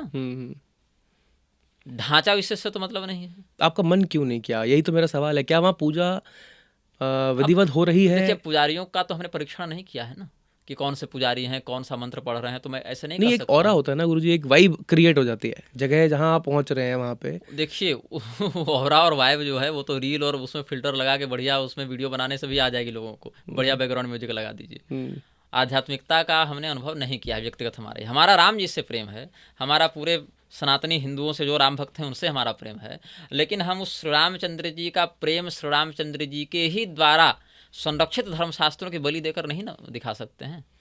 राम विग्रहवान धर्म, तो फिर हम धर्म की हिंसा के साथ राम जी की भक्ति नहीं कर सकते। ये हमारा चिंतन है। तो गुरुजी ऐसे ही अभी बनारस में कॉरिडोर बना, और कॉरिडोर तो सीधा विध्वंस है ना, मंदिरों की हत्या है वो। तो इस पे क्या बोलेंगे आप, बनारस में और अभी जो वृंदावन में भी चल रहा है? ये तो हत्या है ना, ये मंदिरों की हत्या है, देवालयों की हत्या है। आप विकास करें, बिल्कुल करें, भीड़ को नियंत्रित करें। और भीड़ भी अगर आप कैमरा वहाँ अलाउ ना करें, फ़ोन अलाउ ना करें, तो भीड़ देखिए कितनी आ रही है। हम्म, गिने चुने लोग आएंगे। हमको तो नहीं लगता कि 100 में से 25 लोग भी आएंगे ढंग से। कपड़ों की मर्यादा बता दें, मोबाइल और कैमरा दूर कर दें। क्या है, चढ़ावे के लोभ में पुजारियों ने अनियंत्रित भीड़ को आने दिया। भगदड़ होगी, लोग मरेंगे। बिल्कुल। सरकार की नज़र वहाँ पर थी, भगदड़ हो तो सही, तब तो कब्जा करें। भगदड़ हुई, कब्जा हो रहा है, पर्यटन विकसित होगा, रॉयल्टी मिलेगी, देवता भ्रष्ट नष्ट स्थिति में परित्याग करके जाएंगे। देवता यतनान्यत्र दुष्टर नष्टानि भूरिशः आश्रमा यवनैरुद्धा, ये सब भागवत महापुराण में महात्म्य में ही वो भविष्यवाणी ये सब नारद जी के माध्यम से अभिव्यक्त हैं। तो वाराणसी में जो हुआ, वृंदावन में जो, अभी कामाख्या का भी कॉरिडोर प्रस्तावित सुन रहे थे, अभी पता नहीं स्टे लगा है या क्या है। आप वहाँ साधना भी करते हैं, काफ़ी समय हाँ, देते हैं मेरी आप। दीक्षा परंपरा कामाख्या से ही जी। है। हाँ, तो वहाँ हमारे दादा गुरु जी की साधना स्थली रही ना। अच्छा।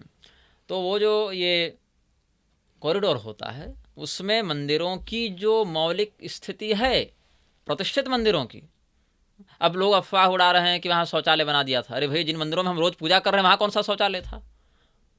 जिन मंदिरों को हमने व्यक्तिगत रूप से देखा है, पूजा की है, वहाँ तो हमको किसी मीडिया का प्रमाण नहीं चाहिए ना कि लोग क्या बता रहे हैं। भाई, जहाँ मेरे भाई 4 साल पूजा किए हैं, वो मंदिर अचानक से शौचालय हो गया? ऐसा नहीं होता है। देवताओं का तिरस्कार करने की वृत्ति नेताओं में इसीलिए आती है क्योंकि भारत का लोकतंत्र अपने आप को धर्म से ऊपर समझता है, और ये इसकी सबसे बड़ी मूर्खता है। लोकतंत्र स्वयं को धर्म से ऊपर समझता है और यही इसके पतन का कारण बनेगा। और लोकतंत्र के माध्यम से जो चुने जाते हैं, चाहे वो कार्यपालिका में हो, न्यायपालिका में हो और विधायिका में हो, सब अपने आप को देवताओं का बाप समझते हैं कि हमको मारने के लिए तो दधीची जब तक हड्डी नहीं देंगे हम नहीं मरेंगे। यही हाल है उनका। और ये जो उनका दंभ है, ये जो उनका मतलब क्या कहें, आत्ममुग्धता है जो उनकी, ये बहुत घातक है उनके लिए भी और उनके द्वारा शासित वर्ग के लिए भी। तो जो भारत का जो पर्यटन मंत्रालय है, उसको एक बात का ध्यान रखना चाहिए, अगर उसमें विवेकी लोग इस बात का ध्यान रखें, जो प्रतिष्ठित देवालय हैं उनको यथावत रखते हुए अगल बगल के अतिक्रमणादि का आप शोधन करें, और वहाँ पर सस्टेनेबल डेवलपमेंट पढ़ा रहे हैं ना, तो केवल पढ़ाने के लिए, ऑप्टिमम यूटिलाइजेशन ऑफ रिसोर्सेज, क्यों केवल इंटरव्यू में बताने के लिए नहीं, उसका व्यवहार में प्रयोग कीजिए। उन धार्मिक स्थलों की धार्मिक पवित्रता, मौलिकता, प्रतिष्ठा को बिना बिगाड़े जितना सुंदर कर सकते हैं, जितना पवित्र कर सकते हैं, जितना व्यवस्थित कर सकते हैं, तो स्वागत है ना भाई, सब ना साथ देंगे। आप सीधे मतलब मंदिरों को उखाड़ कर जेसीबी से शिवलिंगों को उखाड़ कर फेंक रहे हैं। हिंदू लेबर काम करने मना कर रहा है तो मुसलमान लेबर बुलाकर करवा दे रहे हैं। लोग देख ना पाए इसके लिए बड़े बड़े पर्दे लगाकर, हरे हरे पर्दे लगाकर ढक दे रहे हैं। कोई रिपोर्टिंग करने जा रहा है तो उससे सरकारी ठेकेदार मारपीट कर रहे हैं। ये सब उचित नहीं, ये गुंडागर्दी। लेकिन गुरुजी, अगर एक सॉल्यूशन आपको देना हो तो आप क्या देंगे कि जो कॉरिडोर बन रहा है, जैसे मान लीजिए वृंदावन कॉरिडोर जो बन रहा है, अगर आपको सॉल्यूशन देना हो भीड़ को कंट्रोल का, मेरे दिमाग में ये आया था कि आप अगर भीड़ यहाँ कम नहीं कर सकते तो आप कहीं और कुछ ऐसे पार्क और ऐसी चीज़ें डेवलप कर दो जहाँ पे भीड़ डिवाइड हो जाए, वहाँ जाके रील बनाए। देखिए, वो तो पहले से बने हुए हैं पार्क इत्यादि। नहीं, ऐसा कुछ, भीड़ को अगर वहीं जाना देखिए है, गवर्नमेंट, तो भीड़ दूसरी जगह नहीं जाएगी। गवर्नमेंट अगर कुछ अच्छे से एडवर्टाइज करती है गुरुजी, तो वो वहाँ लोग जाते हैं। पार्क क्यों जाएगा व्यक्ति? सिर्फ पार्क ही नहीं, मेरा मतलब था कुछ ऐसी चीज़ें हैं जो उनके मनोरंजन के काम आए, जहाँ जाके जो रील वो यहाँ बनाने की कोशिश कर रहे हैं वहाँ बनाए, दूषित यहाँ ना करें, हमें ये कॉरिडोर बनाने की जरूरत ना पड़े और भीड़ भी कंट्रोल हो जाए। भीड़ मुझे नहीं लगता ऐसा मानना चाहेगी। केदारनाथ और बद्रीनाथ जाना बहुत सरल है, रीलें बनाने के लिए जा रहे हैं लोग। जबकि अभी बंद भी किया था कुछ टाइम के लिए बीच रील में ही बनाने का उद्देश्य लेकर जा रहे हैं, संकल्प लेकर घर से निकल रहे हैं कि वहाँ जाकर रील बनाएंगे। उसका क्या समाधान है? उस भीड़ का यही समाधान है कि आप विशिष्ट शास्त्रीय मर्यादा के आधार पर यह कह दीजिए कि यहाँ यही प्रवेश कर सकता है इस मर्यादा से, मर्यादा में आइए तो स्वागत, नहीं तो जाइए। गुरुजी, रील्स से मुझे यूथ दिखाई देता है कि आजकल वो बहुत रील्स बना रहे हैं, शॉर्ट्स बना रहे हैं। तो आप इस मंच से और आपके मुंह से अगर कुछ आप यूथ को मोटिवेट करने के लिए या उनको कुछ ऐसी बातें बता पाएँ कि कुछ सही डायरेक्शन में जाने के तरीके बता पाएँ, तो आप क्या बताएंगे? 3 सूत्र: say no to drugs, say no to girls, तीसरा भी बताना पड़ेगा। बता दीजिए गुरुजी। Start living in reality, fantasy से बाहर निकलिए, ड्रग्स से दूर रहिए, लड़कियों से दूर रहिए। यह हमने पुरुषों के लिए कहा, यही सापेक्ष महिलाओं के लिए भी लागू हो जाएगा, उनके लिए पुरुष हो जाएंगे। इससे क्या होगा? मस्तिष्क खुला रहेगा, शरीर स्वस्थ रहेगा। शरीर स्वस्थ रहे, मस्तिष्क खुला रहे तो संभावनाएं बहुत ऊंचाई तक जाती हैं। फिर जिसकी जैसी प्रतिभा, जिसकी जैसी कला, जिस क्षेत्र में जाना चाहे, इन तीनों में से किसी एक के भी चक्कर में रहे, काल्पनिक दुनिया में पड़े रहे या इस प्रकार के व्यभिचार और नशे के व्यसन में रहे, तो आप कितने भी बड़े बिल्कुल आप उत्पन्न हुए हो एकदम सूर्यवंश के चक्रवर्ती सम्राट के यहाँ, आपका अंत वही होगा जो रावण, कीचक इत्यादि का हुआ। जेनजी जो है आजकल, तो अभी नेपाल में गुरुजी बहुत बिल्कुल द्वेषण फैला हुआ है, सब सड़कों पे आ गए हैं सारे बच्चे, क्योंकि वहाँ इंटरनेट बैन हो गया, इसलिए उन्होंने कुछ ना कुछ उपद्रव बनाना शुरू कर दिया वहाँ पे। तो क्या टिप्पणी है आपकी? आप तो देख ही रहे हैं सोशल मीडिया पे। देखिए, नेपाल जो है एक स्वाभिमानी राष्ट्र तो प्रारंभ से रहा है, सांस्कृतिक रूप से संपन्न भी रहा है और योद्धाओं की भूमि भी रही है। नेपाली स्वभावतः वीर या आक्रामक माने गए हैं और वहाँ की जनता ने पिछले कुछ दशकों में, 1.5-2 दशकों में जितना परिवर्तन देखा है सत्ता में, वो वैश्विक स्थिति में अधिक देशों ने नहीं देखा है। मतलब बहुत जल्दी जल्दी सत्ता का परिवर्तन होना, नीतियों का परिवर्तन होना, और उन नीतियों में जनता का हित न देखते हुए शासकों का हित देखना, जो भ्रष्टाचार को एक बहुत ही घृणित मोड़ देता है। जनता के ऊपर तमाम कर लगाना, जनता के विरुद्ध नीतियों को बनाना और उसमें अपने पैकेट को भरना, इस प्रकार से जो शासक वर्ग का जो वहाँ पर देखने का मिला, उसके विरुद्ध जनता ने विद्रोह किया। किंतु इस विद्रोह का परिणाम अभी कितना आगे सकारात्मक या नकारात्मक हो सकता है, ये बोलना थोड़ी जल्दबाजी होगी। नेपाल राजतंत्र से लोकतंत्र में आया, संतुष्ट नहीं है, लोकतांत्रिक सरकारें टिक नहीं रही हैं, लोकतांत्रिक सरकार के विरुद्ध इतना हिंसक विद्रोह हुआ।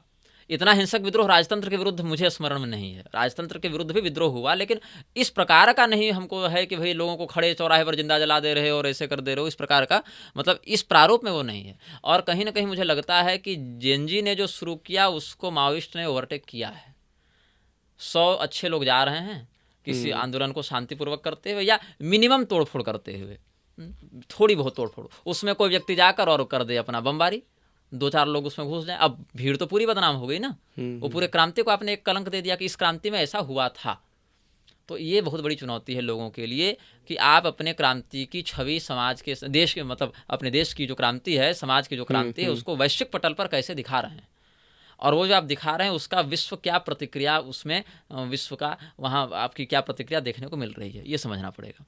और नेपाल का जो भविष्य है मेरे दृष्टिकोण से अच्छा कैसे हो सकता है, वहाँ जो अभी कुछ रैपर और गायक के सवाल हैं, डीजे रैपर और डीजे की वजह से लोग बता रहे हैं कि देखिए वो यूथ को मोटिवेट कर सकते हैं किसी मकसद के लिए, किसी उद्देश्य के लिए, किंतु वो अनुभवी नहीं है राजनीति के क्षेत्र में। नेपाल की भौगोलिक स्थिति जो है बहुत ही अधिक संवेदनशील है, इधर से भारत उधर से चीन।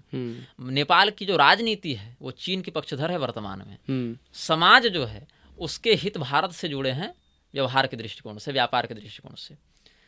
अब यहाँ पर राजनीति और समाज का टकराव हो जाता है। जनता का एक अधिकांश वर्ग भारत के साथ रिश्ते अच्छे रखना चाहता है, सत्ता में बैठे लोग चीन के साथ रिश्ते अच्छे रखना चाहते हैं, तो ये दिक्कत है उनके साथ। दूसरी समस्या क्या है कि जिन लोगों को वो अपना नेता या आदर्श मान रहे हैं उनका राजनीति में कोई पारंपरिक अनुभव नहीं है, वो प्रसिद्ध हैं, अनुभवी नहीं हैं। और राजनीति में अनुभव काम करता है, प्रसिद्धि नहीं। जो प्रसिद्ध लोग निर्णय ले रहे हैं उनके पीछे अनुभवी लोगों की कलम और उनका दिमाग लगा रहता है, जो कभी आपको मंच पर दिखेंगे नहीं, जो कभी मीडिया में दिखेंगे नहीं, लेकिन सारा का सारा वो स्टीयरिंग कमेटी वहीं से चला रहे हैं, किंग मेकर्स कह सकते हैं या स्ट्रेटेजी मेकर्स। हाँ, तो वर्तमान में नेपाल का स्वस्थ भविष्य मेरे दृष्टिकोण में जो हो सकता है वो यह है कि संवैधानिक राजतंत्र को लागू किया जाए। पुराने राजा को न रखें आप, अगर आपको असुविधा है उनसे। विष्णु स्मृति में एक आदेश है, न राजकुल मुंछिंद्यात, राजा के वंश का सर्वथा उन्मूलन न करे। आप राम जी के चरित्र में देखिए, विभीषण जी को ही वहां का राजा बनाया। चाहते तो भाई 4 भाई हैं भैया, एक को किष्किंधा दे दीजिए, एक को लंका दे दीजिए, कौन रोकने जा रहा है, लेकिन नहीं, सुग्रीव को किष्किंधा सौंपी, विभीषण जी को लंका सौंपी, वहीं से, और उसमें भी सुग्रीव के पुत्र दधिमुख को नहीं, दधिबल को नहीं, अंगद जी को, बाली के पुत्र को राजा बनाया, ज्येष्ठ का ही पुत्र बना। तो क्यों? न राजकुल मुंछिंद्यात। शिशुपाल को मारा भगवान ने, उसके पुत्र को वहां धृष्टकेतु को राजा बनाया। नरकासुर को मारा, उसके पुत्र भगदत्त को बनाया। जरासंध को मारा, उसके पुत्र सहदेव को वहां का राजा बनाया, राजवंश बचाया।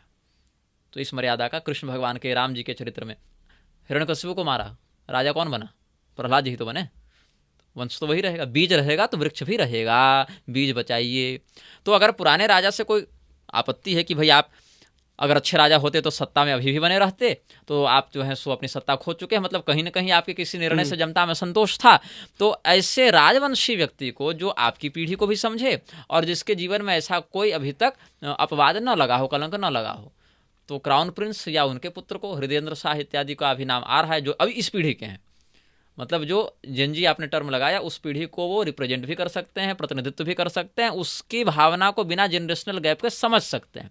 राजवंश के भी हैं, और अभी तक जीवन में कोई ऐसा प्रसिद्ध अपवाद मेरी जानकारी में नहीं है कि जो उनको एक योग्य शासक बनने से रोक सके। तो उनके राज्याभिषेक के साथ और उनके पिता पितामहादि का राजकीय अनुभव उनका साथ देगा, उनका मार्गदर्शन करेगा। उसके साथ जो वर्तमान में चुनाव की प्रणाली चल रही थी, उसको बिना पूर्णतया हटाए, नहीं तो और भी विद्रोह होगा, हाँ। वो भी तो पलटवार करेंगे ना, बिल्कुल। तो बिना उसको पूर्णतया हटाए, ताकि जनता को भी अपना एक प्रतिनिधित्व का अवसर मिले और उस पर राजशाही का एक निगरानी पूर्ण, एक नियंत्रण भी हो कि वो उच्छृंखल न हो जाए वर्तमान सरकारों के समान। ये दोनों का संतुलन बनाकर चलेंगे। कॉन्स्टिट्यूशनल मोनार्की अभी तत्काल में करें। पूर्णतया राजतंत्र आप नहीं कर सकते, क्योंकि अब आप उस व्यवस्था में हैं नहीं। आपको अपने लोग अभी तैयार करने पड़ेंगे, आपके पास अभी उतना संसाधन है नहीं, लोकतंत्र से जनता संतुष्ट नहीं है। तो ये मध्यम मार्ग मेरी दृष्टि में अभी अपनी समझ से हो सकता है। भूटान को लेके क्या है? भूटान बहुत बढ़िया है अपनी जगह पर। भूटान जो है वो भौगोलिक दृष्टि से या राजनीतिक दृष्टिकोण से बहुत परिपक्व स्थिति में है, बाकियों की अपेक्षा छोटा है, सुखी है, और जिस प्रकार का राजतंत्र वहाँ भी है, बौद्धों का ही है, लेकिन अगर हम केवल शासक और शासित के दृष्टिकोण से देखें तो वहाँ की व्यवस्था का कोई बहुत बड़ा मतलब संकट अभी देखने को नहीं मिला, जब तक कोई वैश्विक सत्ता वहाँ षड्यंत्र करके वहाँ राजा के साथ कोई विश्वासघात न करे। लेकिन वहाँ जो व्यवस्था अभी है, भारत की सामाजिक राजनीतिक स्थिति में वो संभव तो नहीं है, लेकिन अगर वो भारत में अभी हो जावे तो बहुत सी समस्याओं का समाधान हो जाएगा। अच्छा। हालांकि ये एक मेरी एक महत्वाकांक्षी इच्छा है ऐसा दृश्य देखने की, लेकिन भारत की जो राजनीतिक सामाजिक स्थिति उसमें कठिन है, और लेकिन भूटान की स्थिति बहुत अच्छी है अभी। जब तक कोई बाहरी षड्यंत्रकारी, कोई एजेंट वहाँ घुसकर दिमाग ज़्यादा ना लगावे, कोई फंडिंग ना मिले, और मुझे आशंका है कि ऐसी बात हो सकती है, क्योंकि सामरिक दृष्टिकोण से उस जगह का महत्व तो है, वहाँ बैठ जाइए, सब जगह नज़र रखते रहिए। गुरुजी, आपने अभी बात की जेनजी के बारे में, अलग अलग देशों के बारे में, और जैसा मुझे पता है कि आपने जर्मनी से भी पढ़ाई की है, लंदन से भी आप अपनी पढ़ाई कुछ कर रहे हैं, तो आप पढ़ तो बाहर के देशों में भी रहे, क्या कभी कथा करने भी जाएंगे कभी बाहर के देश? देखिए, बाहर के देशों में मैं जाकर नहीं पढ़ रहा हूँ। कोरोना के समय क्या हुआ था कि एक अवसर मिला विश्वविद्यालयों को अपने कक्षाओं को ऑनलाइन चलाने का, और मुझे बचपन से ही एक जिज्ञासु व्यक्तित्व का उपहार मिला है। मेरे माता पिता भी जिज्ञासु व्यक्तित्व के रहे, हम भी रहे, तो मुझे जानने की इच्छा होती क्या है, कैसे है, क्यों है। तो मैंने जर्मनी से पढ़ाई की थी, डिप्लोमा हमने किया था, और international law, international politics, global governance और बिजनेस मैनेजमेंट में हमने मिनी MBA किया था वहाँ से। और अभी लंदन से मैं पढ़ाई कर रहा हूँ मीडिया लॉ की। क्यों करना पड़ा मुझे? क्योंकि मेरे बहुत से वीडियो को लेकर केस, मुकदमे, नोटिस इत्यादि आ रहे थे। अब अधिवक्ता जो बात कहेंगे वो अपना कहेंगे, लेकिन मुझे तो पता होना चाहिए कि वो कानून क्या कह रहा है, उसमें संविधान की दृष्टि से क्या बात है। धर्म का तो मैं जान ही रहा हूँ, लेकिन जिस समाज में मैं रह रहा हूँ, अगर संविधान के हस्तक्षेप से मेरे धार्मिक कथनों पर प्रभाव पड़ रहा है तो मुझे उसकी भी समझ होनी चाहिए। तो मैं मीडिया लॉ की पढ़ाई कर रहा हूँ, और उसमें लगभग कानून से इन विषयों में जो विषय प्रभावित होते हैं उनको समझने के लिए मैंने ये किया है। तो जाकर नहीं पढ़ रहा हूँ, परास्नातक स्तर का ही अध्ययन है, लेकिन जाकर नहीं पढ़ रहा हूँ, वो सब ऑनलाइन पत्राचार इत्यादि माध्यम से सब होगा। रही बात विदेश जाकर कथा करने की, तो न मैं स्वयं विदेश जाकर कथा करूँगा न करने वालों को महत्व और सम्मान दूंगा, क्योंकि यह शास्त्र के विरुद्ध है। न जन्मयान नान्तमयात, ये वेद वचन का स्पष्ट निषेध है। और जो लोग अभी विदेश गमन से बचे हुए हैं, कुछ लोग जैसे कि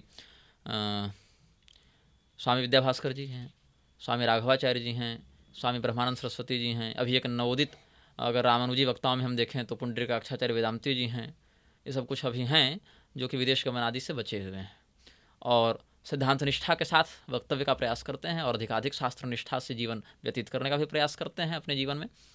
और जहाँ कोई त्रुटि होती है फिर वहाँ तो हम सब बदनामी झेलने के लिए तैयार हैं कि विरोध करता है। तो वो तो कॉमन हो गया आपके लिए। हाँ, वो तो एक मतलब वो ब्रांड बन गया हमारा, लोगों के द्वारा बना दिया गया कि ये तो सबको गाली देता है, सबकी निंदा करता है। खैर, ये तो लोगों की समझ है।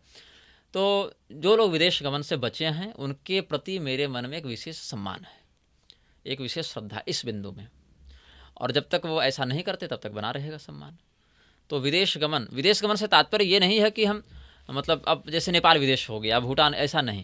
ये मैं थोड़ा स्पष्ट कर दूं। लोग पूछते हैं कि नेपाल जाना विदेश गमन में आएगा कि नहीं। अभी नेपाल की हमने चर्चा की तो बता देता हूँ। भारत की जो शास्त्रीय सीमा है, जो अलग अलग ग्रंथों, विष्णु पुराण में वर्णित है, शक्ति संगम तंत्र में वर्णित है, ब्रह्मांड पुराण में वर्णित है, ये सब जो शास्त्रीय परिसीमन है भारतवर्ष का, उसमें जहाँ जहाँ चातुर्वर्ण व्यवस्था विद्यमान है वहाँ जा सकते हैं।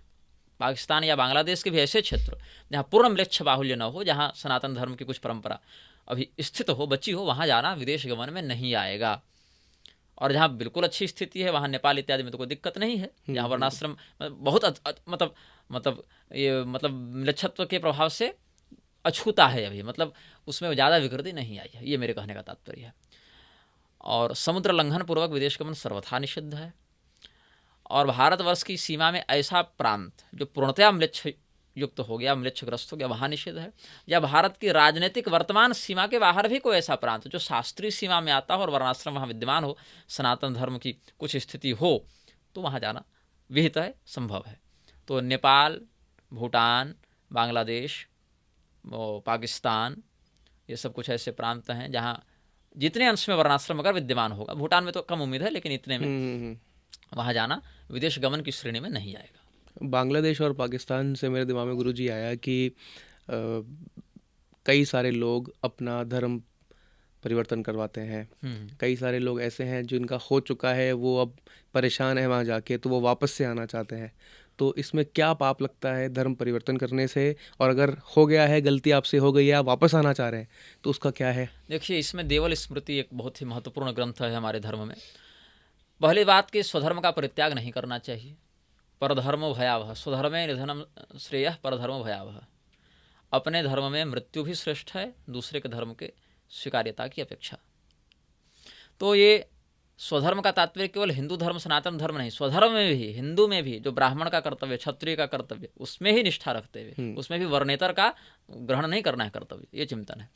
अब धर्म परिवर्तन जो बात है, जो ईसाई बन जा रहे हैं, मुसलमान बन जा रहे हैं, उसके दो कारण संभावित मेरी जानकारी में है। पहला, लोभ, घृणा। हमारे धर्म के प्रति या तो किसी बात को लेकर घृणा या किसी बात का लोभ जो यहाँ उनको न मिल रहा हो वहाँ मिलने की संभावना हो, कोई भौतिक सांसारिक कोई धन या कोई वैसा पद या नौकरी या प्रतिष्ठा या जो भी है। और ये तो पहला कारण हो गया, मतलब स्वार्थ। दूसरा कारण है अज्ञानता या मोह, उनको पता ही नहीं है। तो पहले वाले का जो है तो समाधान नहीं है, उनको तो हम बहिष्कृत ही मानते हैं। उन्होंने रागतः वो किया है। जो अनजाने में धर्म परिवर्तन कर चुके, उनको उतना पता नहीं था, समझ नहीं थी, या इसमें एक बड़ा महत्वपूर्ण है मजबूर करके, विवश करके कि मार डालूंगा, तुम्हारी बेटी को उठा के ले जाऊंगा, या जान की धमकी देकर, तलवार के दम पर जो कर रहे हैं ऐसा, वहाँ पर व्यक्ति की आने की संभावना है, गुंजाइश है और अच्छी तरीके से। तो अगर ब्राह्मण ने इस प्रकार से विवश होकर परिवर्तन किया है तो उसके लिए सबसे अधिक कठोर प्रायश्चित है। क्षत्रिय के लिए कुछ कम, वैश्य के लिए कुछ कम और शूद्र एवं स्त्रियों के लिए और भी कम प्रायश्चित है। लेकिन प्रायश्चित पूर्वक ही उनका जहाँ से वो परिवर्तित हुए थे वहाँ वापस वो आ सकते हैं, अगर उनके परिवर्तन को 20 साल से कम समय हुआ हो तब। ये नहीं कि बाप दादा परिवर्तन किया और बेटा कर रहा है, ऐसा नहीं। जिस व्यक्ति ने म्लेच्छत्व को स्वीकार किया, अगर वही व्यक्ति वापस आना चाहता है और 20 साल की अवधि से पहले आना चाहता है तभी संभव है, अन्यथा नहीं। अगर उसके बाप दादा किए थे तब नहीं, अगर उसको परिवर्तित हुए 20 साल से अधिक हो चुके हैं तब भी नहीं। ये दो बातें हैं। अगर किसी स्त्री का बलात्कार इत्यादि हो गया हो तो वो बहिष्कृत नहीं मानी जाती, वो अपने मासिक के बाद शुद्ध है। गर्भवती हो गई हो तो प्रसव के बाद शुद्ध है, उसमें कोई दिक्कत नहीं है। और प्रसव के बाद जो संतान होगी वह अपनी नहीं मानी जाएगी, ये स्पष्ट निर्देश है। वो म्लेच्छत्व के ही रूप में उन्हीं के द्वारा पालनीय संतान मानी जाएगी, यह देवल स्मृति का स्पष्ट कथन है। लेकिन इन कथनों की आड़ में लोग क्या करते हैं, पीढ़ियों से जो म्लेच्छ हैं उनको सीधे उठाकर एक दिन जनेऊ पहनाया, मुंडन किया, तिलक मारा और कहा आज से तुम ब्राह्मण हो गए। तो ये नहीं हो सकता है, ये शास्त्र के अंतर्गत नहीं, ये आरएसएस में हो सकता है, ये धर्म में नहीं हो सकता है ना। ये मैं कह दिया। आरएसएस का आपने नाम लिया है तो आरएसएस और बीजेपी के लिए भी कुछ बोल ही दीजिए। धर्म का व्यापार इन्होंने कांग्रेस से बेहतर सीखा। अच्छा, क्यों, थोड़ा सा इसको बढ़ाइए। मतलब कांग्रेस धर्म को बेचना नहीं जान पाई जितना आरएसएस और भाजपा ने सीखा। कांग्रेस ने धर्मशास्त्रों को बदलने की बात, दोनों ने उसने धर्मशास्त्र को सीधे भले नकारा होगा, हम मानेंगे ही नहीं। इन्होंने कहा मानेंगे, लेकिन उसमें हमारे अनुसार थोड़ा बदलाव करो, थोड़ा मेरे बॉक्स के अंदर तुम आओ। मतलब ग्रंथ रहेगा लेकिन उसमें लिखी बातें हम बताएंगे क्या हो और क्या ना हो। कांग्रेस ने कहा हमको मानना ही नहीं है, इन्होंने कहा हम मानेंगे, कवर इंटीरियर हम बदलेंगे, कवर हम वही रहने देंगे, वेद रहेंगे, वेद की कौन सी बात किस अर्थ में हमको बतानी है वो हम तय करेंगे। ये ज़्यादा घातक है। सोशल मीडिया का भी रोल है इसमें कुछ? सोशल मीडिया का रोल जन जागृति से अधिक भ्रामकता के प्रसार में है। आप देखिए एक से एक विकृति कारक जो कथित धर्मगुरु बने घूम रहे हैं वो सारे सोशल मीडिया के माध्यम से प्रसिद्ध हैं, प्रचलित हैं। और जो धर्मज्ञ लोग सोशल मीडिया पर हैं उनकी बातों को कितने सुन पा रहे हैं, कितने समझ पा रहे हैं, कितने उनका अनुकरण कर पा रहे हैं, ये चिंतनीय बात है। सोशल मीडिया एक हथियार है जो हम म्लेच्छराज का हथियार समझते हैं कि लोगों को उलझा कर रखा जाए, उनको अपने वास्तविक शत्रु से अवगत न होने दिया जाए और वो एक अद्भुत काल्पनिक दुनिया में जन्म लें और उधर ही मर जाएं। म्लेच्छराज सीरीज तो आप इतना अच्छा बना रहे थे गुरुजी, इतना बड़ा मतलब सही कंटेंट था, आपने बंद क्यों किया उसको? बंद नहीं किया है, विराम लिया है, समयाभाव थोड़ा है, काम अधिक बढ़ गया। अब मैं म्लेच्छराज सीरीज बनाऊं तो लोग पूछेंगे निग्रह प्रवेशिका कब आ रही है, निग्रह प्रवेशिका लिखूं तो लोग कहेंगे कि म्लेच्छराज सीरीज कब आ रही है। वही बात है ना गुरुजी, आपने इतना दे दिया है लोगों को कि लोग तो कहेंगे फिर आपसे कि ये कब है वो कब है। हाँ, लोगों को एक लत लग जाती है मेरे द्वारा दिए गए लेख वक्तव्य इत्यादि की, और मैं प्रयास करता हूँ अधिक से अधिक समय में दूं। लेकिन क्या है कि व्यक्तिगत साधनाएं हैं, लेखन में बहुत जिम्मेदारियां होती हैं, पारिवारिक भी है, धार्मिक भी है, वैयक्तिक भी है। लेकिन म्लेच्छराज सीरीज आएगी, आती रहेगी जब जब समय मिलेगा। अभी हमने लगभग एक सीजन में 54 और दूसरे सीजन में 10 एपिसोड निकाले हैं, और उसके बाद वो आएगा, मतलब वो 300-400-500 एपिसोड तक जाएगा। मतलब कंटेंट की कमी नहीं है मेरे पास, समय की थोड़ी कमी है। और वो ऐसा विषय है जिस पर मैं उधेड़ बुन में, अपरिपक्व तैयारी के साथ या हड़बड़ी में नहीं बना सकता हूँ। मैं उसको बहुत ठोस, स्वस्थ मानसिकता और चिंतनशील तरीके से उसको मैं प्रस्तुत कर पाऊंगा, तभी वो बात मैं समझा पाऊंगा जो मैं कहना चाहता हूँ। अभी तो उसमें बहुत कुछ ऐसे, मतलब मैंने तो अभी कुछ एक्सपोज ही नहीं किया है उसमें, जो किया जा सकता है या जो करना है मुझे। मैं तो बस एक झलक उसकी दिखाया कि ये दुनिया का एक यह भी रूप है, संसार की व्यवस्था का यह एक सत्य यह भी है, ये हमने दिखाया। तो थोड़ा समय मुझे मिले, ये निग्रह प्रवेशिका इत्यादि कुछ निकल जावे, अपने प्रकाशन में आ जावे, फिर कुछ समय मिलेगा तो फिर वही 50-60 एपिसोड का फिर मैं समय निकाल कर बनाऊंगा। ऐसे करके कुछ सीजन लाऊंगा मैं, और अभी उसका काम बहुत बचा हुआ है और मैं करूंगा, अभी विराम लिया है। अच्छा गुरुजी, एक अभी कंट्रोवर्सी हुई थी, आप तो इतना सोशल मीडिया फॉलो करते हैं, इतना सब कुछ। अभी इंडियाज़ गॉट टैलेंट एक शो आता था, हाँ, इसमें समय रैना, रणवीर अलाहाबादिया और आशीष चंचलानी और द रिबेल किड, कोई लड़की थी, हाँ, द रिबेल किड के नाम से। देखिए मैं उसके एपिसोड तो देखा नहीं क्योंकि वो मेरे व्यक्तित्व के अनुकूल नहीं है, लेकिन समाचारों से मुझे। हाँ, तो आप क्या कहेंगे इस चीज़ पे, क्या कहेंगे कि ये सोशल मीडिया का लोग वहीं पे वो पॉडकास्ट बनाते हैं और बातें काफ़ी गुरुओं से करते हैं, काफ़ी चीज़ें। इन लोगों के फॉलोअर्स बड़ी संख्या में और यूथ ही हैं अधिक, और जब यूथ ऐसे लोगों को फॉलो करेंगे तो उनका भविष्य आप समझ सकते हैं। पॉडकास्ट अभी एक अच्छा विषय है अपने विचारों को उन्मुक्त मंच से व्यक्त करने का।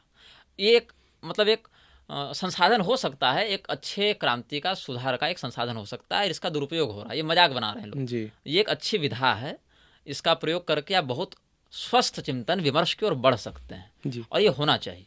लेकिन वो कैसा होना चाहिए और किन विषयों पर होना चाहिए, इसको एक रेगुलेशन की आवश्यकता है, इसको एक नियामक की आवश्यकता है। नियामक के अभाव में ये अनियंत्रित हो जाएगा। ठीक है, तो आशीष चंचलानी और रिबेल किड पर तो मैं बात ही नहीं करूँगा, उसको मैं आउट ऑफ बॉक्स रखता हूँ। ठीक है, उसके लिए अनिरुद्धाचार्य बहुत बढ़िया व्यक्ति है ऐसे लोगों के लिए। अब वो जो चैनल वाले चिल्लाते रहे कि अनिरुद्धाचार्य ने ऐसा कह दिया वैसा कह दिया, लेकिन वो अनिरुद्धाचार्य उन लोगों के लिए ठीक डील करने वाले व्यक्ति हैं। आशीष चंचलानी का उतना ज़्यादा कंट्रोवर्शियल नहीं रहा है करियर, जहाँ तक मैं जानता हूँ। रही बात इन दोनों की, तो रणवीर अलाहाबादिया ने जिस प्रकार के प्रतिष्ठित लोगों का साक्षात्कार लिया, उसने उस व्यक्ति को ऊंचाई पर पहुंचाया, किंतु उस व्यक्ति के कई चेहरे हैं, ऐसा मैंने अनुभव किया। समय रैना रणवीर की अपेक्षा ज़्यादा गंदी भाषा का प्रयोग करता है, ज़्यादा आपत्तिजनक भाषा का प्रयोग करता है, लेकिन एक चेहरे के साथ करता है। उसका व्यक्तित्व वही है, तो ऑन कैमरा ऑफ कैमरा वैसा ही है। रणवीर का ऐसा नहीं है। वो माहौल देखकर, समय देखकर अपना मत बदलता है, परिवर्तित करता है और विषय को विकृत रूप में प्रस्तुत करने का वो माहिर है, कुशल है। ऐसा हमारा अनुभव रहा। रणवीर के हमने 1-2 पॉडकास्ट देखे हैं। एक वो था, वो थायरो केयर के स्थापक कोई दक्षिण भारत के हैं, वो आए थे, हाँ, बहुत बड़े आदमी है। हाँ, उनका मैंने एक देखा था। एक कोई नंदी करके हैं, राजर्षि नंदी, तो तंत्र मंत्र पर कुछ वो तो अपना इंटरेस्ट का विषय रहा। हालांकि उनकी बातों में बहुत कुछ शास्त्रीय आपत्तियां थी, लेकिन अब हर बात पर बोलने का समय नहीं रहता है, ठीक है। तो वो मैंने देखा था, इसके अलावा और मैंने देखा नहीं।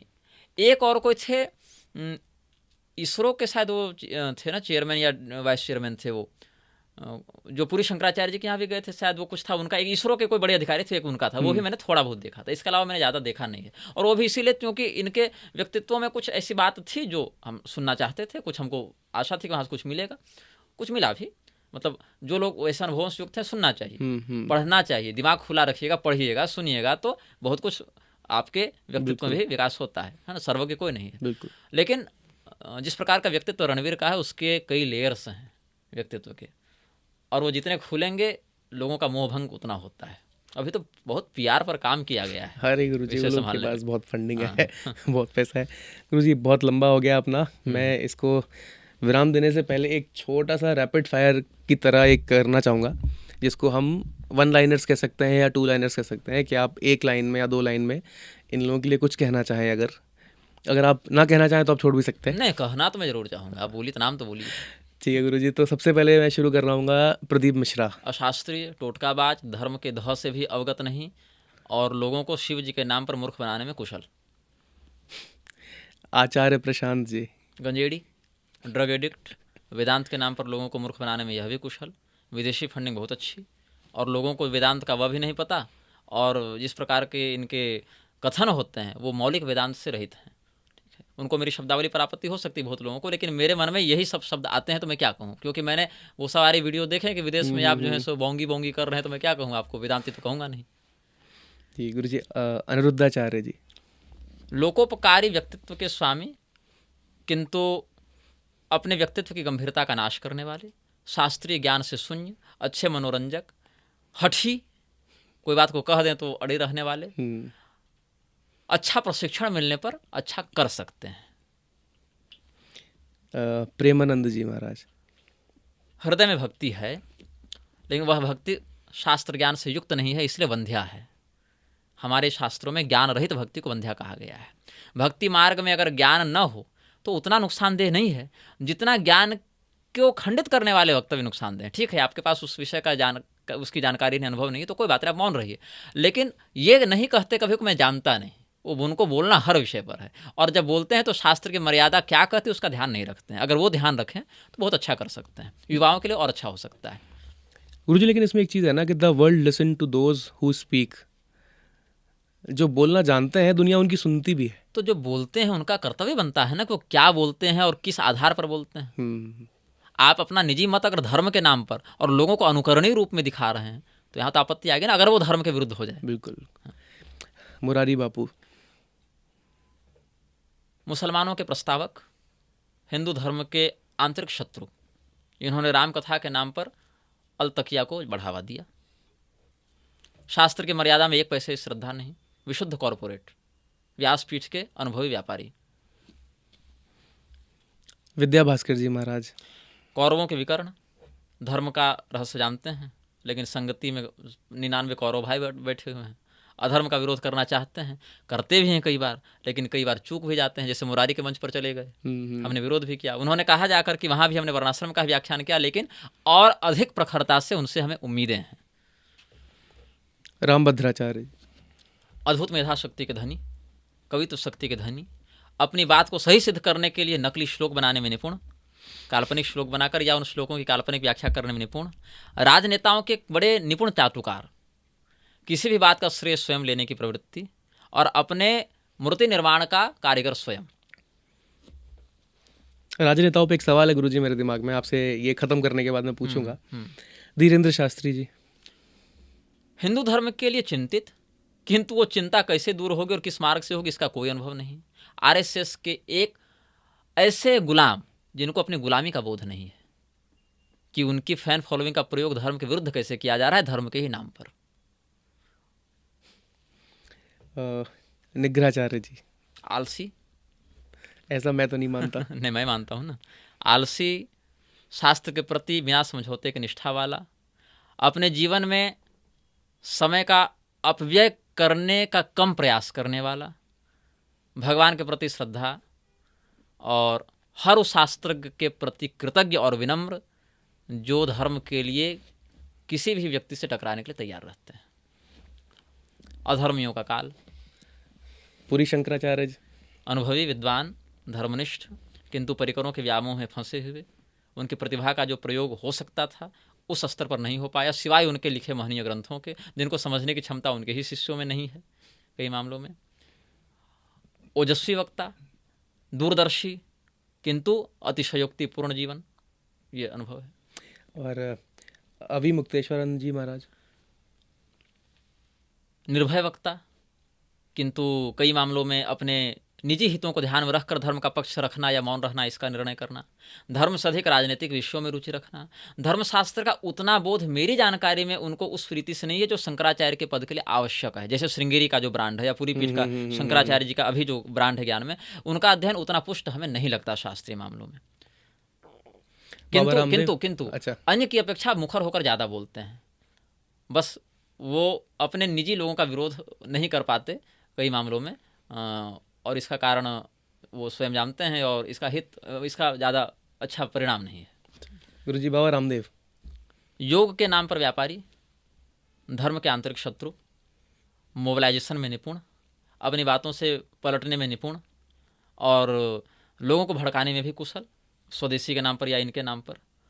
व्यायाम के प्रति लोगों को प्रेरित किया, ये अच्छा किया, किंतु उस एक चीज़ की आड़ में धर्मशास्त्रों की मर्यादा को पूर्णतया विकृत किया। संन्यास की वैकेंसी निकाल रहे हैं, स्त्रियों से वेद पाठ करा रहे हैं, जो कि उचित नहीं। सदगुरु भूमाफिया, अवैध प्रकार से धर्म की व्याख्या करना, एक नैष्ठिक फ्रीमेसनरी, भगवान शिव के नाम पर शिव जी के मौलिक शास्त्रीय प्रारूप को विकृत करके सनातन धर्म की मूल धरोहर और अनुसंधान को सनातन से इतर बताना कि योग सनातन का हिस्सा नहीं है, जैसे ग्रेविटी क्रिश्चियनिटी का हिस्सा नहीं है। ये सब इस प्रकार से लोगों को भ्रमित करना। अच्छे वक्ता किंतु व्यामोहक, ये हमारा चिंतन है। गुरुजी बनाया बहुत अच्छा है उन्होंने। गया नहीं हूँ खैर मैं वहाँ पे कोयम्बटूर उनके ईशा फाउंडेशन पे, लेकिन मैं देखता हूँ ऑनलाइन भी कि बनाया उन्होंने बहुत अच्छा, बहुत बड़ा। कई लोगों ने बोला कि उन्होंने ज़मीन घेर ली, उन जहाँ से जो एलिफेंट कॉरिडोर था उन्होंने टोल्स भी शिफ्ट करा दिए, लेकिन बना तो अच्छा है, लोग काफ़ी तारीफ़ करते हैं उसकी। विजय माल्या का घर बेंगलोर में कम बढ़िया बना है। बना तो वो भी अच्छा है। और गुरुजी राघवाचार्य जी शास्त्र के मर्मज्ञ हैं, बोलने से बचते हैं जहाँ धर्म की बात होगी। अगर स्पष्ट रूप से किसी का विरोध करना हो तो प्रयास करते हैं कि न करना पड़े, लेकिन व्यक्तिगत रूप से जो उनका आचरण है वो कई बार हमें खटकता है, जिसका हम विरोध भी करते हैं और वो सुधार का प्रयास करने का आश्वासन देते हैं और व्यक्तिगत जीवन में पालन करने का प्रयास भी करते हैं। विदेश से उनको बहुत ऑफर आए लेकिन अभी तक नहीं गए हैं। जाने का अवसर मिला, हमको फ़ोन करते थे, बोलते थे कि क्या करूं, धर्म ये कहता है और ऑफर ये कहता है।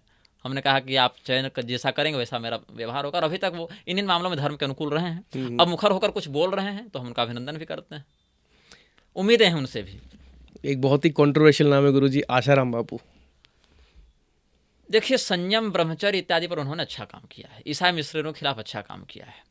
वर्तमान केस में जिस मामले को अभी जिसके कारण वो जेल में है, मेरा व्यक्तिगत अनुभव है कि उस मामले में उनका दोष वैसा नहीं जैसा दिखाया जा रहा है। हाँ, मैं ये नहीं कहता कि आश्रमों में व्यभिचार नहीं होते या आश्रमों में ऐसी अवैध गतिविधियाँ नहीं होती हैं, लेकिन वो उनकी सहमति से हो रही हैं कि नहीं या उसमें उनकी संलिप्तता है कि नहीं, ये तो जांच का विषय है। फिर भी वर्तमान केस में जैसा उनका दोष दिखाया जा रहा है वैसा नहीं है। इसमें बहुत बड़ा हाथ है कि ईसाई मिशनरियों का भी लगता है, किंतु उन्होंने जो सबको प्रणवाधिकार का नाम दे दिया, सबको गुरु दीक्षा देने लगे, आशा रामायण, व्यक्ति पूजा इत्यादि करवाने लगे, अपने नाम से रामायण, ये सब गलत है, धर्म विरुद्ध है। लेकिन ब्रह्मचर्य, संयम, नशे से दूर रहो, ये सब कुटेव का सेवन न करो, ये सब मामले में अच्छा काम किए हैं, मिशनरियों के खिलाफ अच्छा किए हैं इन अंशों तो में। आप उनको आधा गलत और आधा सही बता रहे हैं। लोक व्यवहार में सही है, धर्म दृष्टि से हमको उचित नहीं जान पड़े। गुरुजी ऐसे ही एक और नाम है नित्यानंद, कौन, जिन्होंने कैलासा वाला अपना भगवान? देश ही बना लिया। अरे क्या कहें। पौंड्रक है, पौंड्रक है, परम शिव का अवतार स्वयं को बताता है। जोकर है, सुप्रीम पॉन्टिफ ऑफ हिंदू धर्म नहीं है, सुप्रीम जोकर ऑफ हिंदू धर्म है। वो मनोरंजन अच्छा करता है, उसकी अंग्रेजी सुनिए, कभी दिमाग फ्रेश कर देगा, बढ़िया। देखेंगे, वीडियोस देखे उनके। और गुरुजी एक नाम और है अवधेशानंद गिरी, जूना अखाड़ा, जूना अखाड़ा। नकली शंकराचार्य बनाने में निपुण, राजनेताओं से अच्छी साठगांठ, कुरान बाइबल वेद को एक बताने वाले सेक्युलर, उनको हम धर्मगुरु में गिनते ही नहीं हैं। अच्छी वाकपटुता है, चकाचौंध में रहते हैं, सन्यासी जीवन के वैराग्य से कोसों दूर हैं, नेताओं के चहेते हैं। और आप किन्नर अखाड़ा पे क्या बोलेंगे फिर? वो तो माफिया है ना, अखाड़ा नहीं है वो तो, वो माफिया है। असामाजिक तत्वों का ऐसा गिरोह जिसने धर्म का चोला ओढ़ा ताकि लोग उस पर आपत्ति न करें और अच्छी खासी प्रॉपर्टी खड़ी की जा सके। हाँ, गुरुजी एक नाम और है राजेंद्र दास जी महाराज, उन पे क्या है?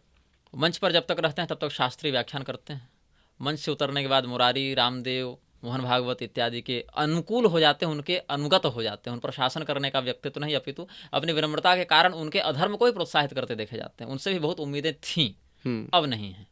क्यों नहीं है? क्योंकि अगर कोई मूर्ख व्यक्ति ऐसा करता तो उसकी उपेक्षा की जा सकती थी। एक ऐसा व्यक्ति जो विनम्रता, सरलता और शास्त्रज्ञता तीनों के लिए प्रसिद्ध हो, अगर उसको हम ऐसे असामाजिक लोगों से मिलते जुलते देखें और उनको योग ऋषि और राष्ट्र ऋषि ऐसे बताते देखें, तो फिर ये आपकी शास्त्रीयता नहीं, आपकी चाटुकारिता होगी और ये आपके व्यक्तित्व की गरिमा का ह्रास है।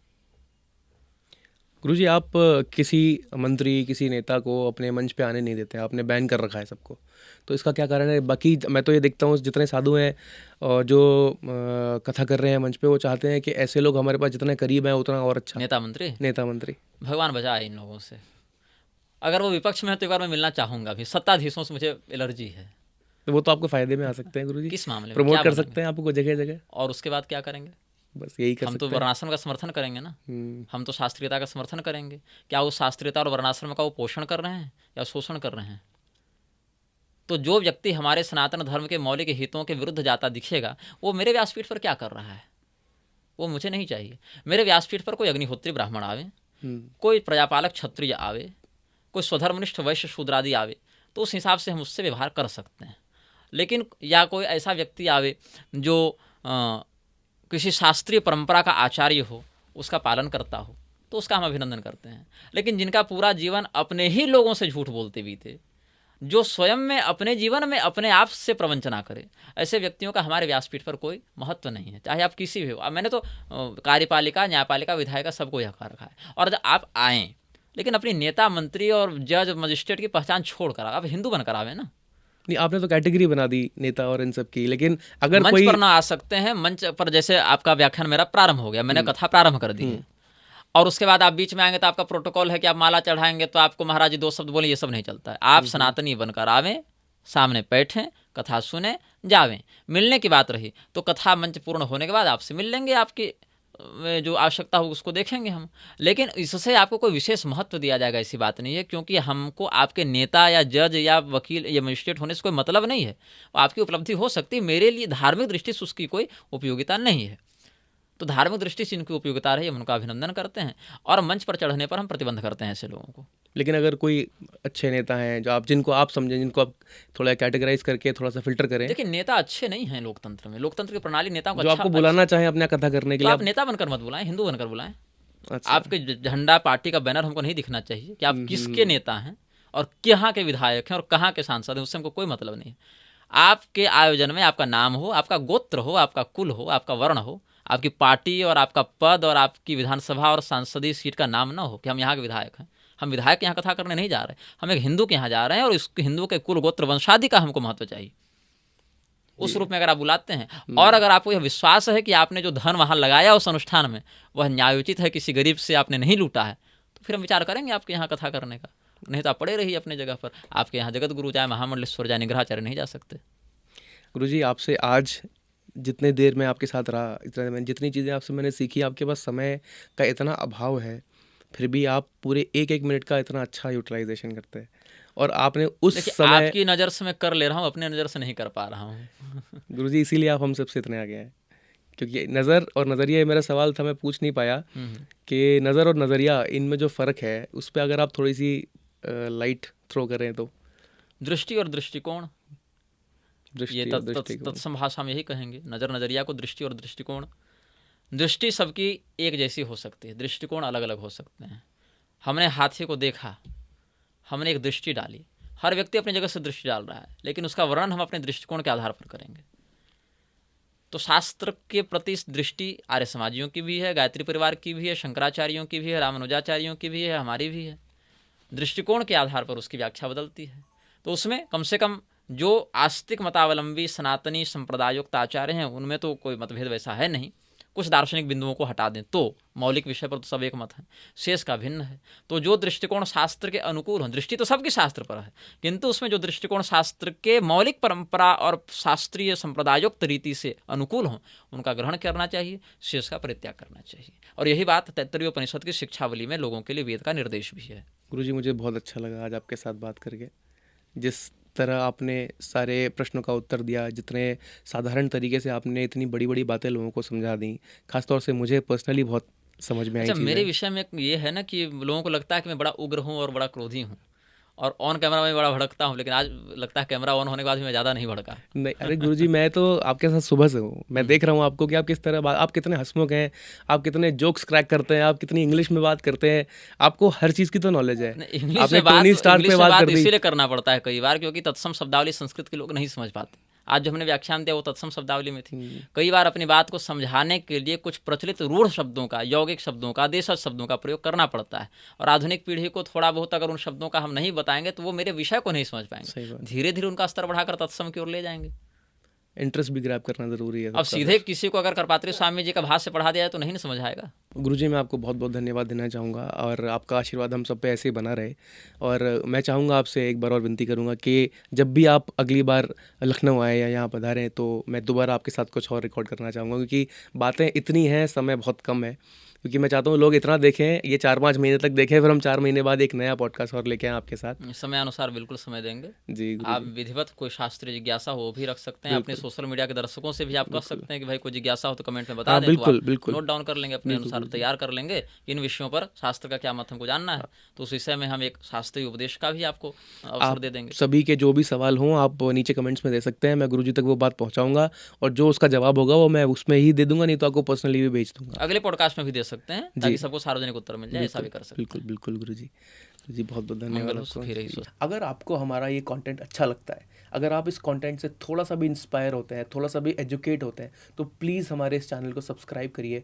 कमेंट सेक्शन में हमें बताइए कि आपके क्या थॉट्स हैं, आप क्या चाहते हैं हम किन किन नए लोगों को यहाँ लेके आएँ, किन से हम बात करें, क्या आपको एजुकेट अच्छे से कर सकता है। अगर आप इसको सब्सक्राइब करेंगे और हमें आगे थोड़ा सा प्रोत्साहन देंगे तो आगे बढ़ने की हमारी उम्मीद ऐसी ही जगी रहेगी।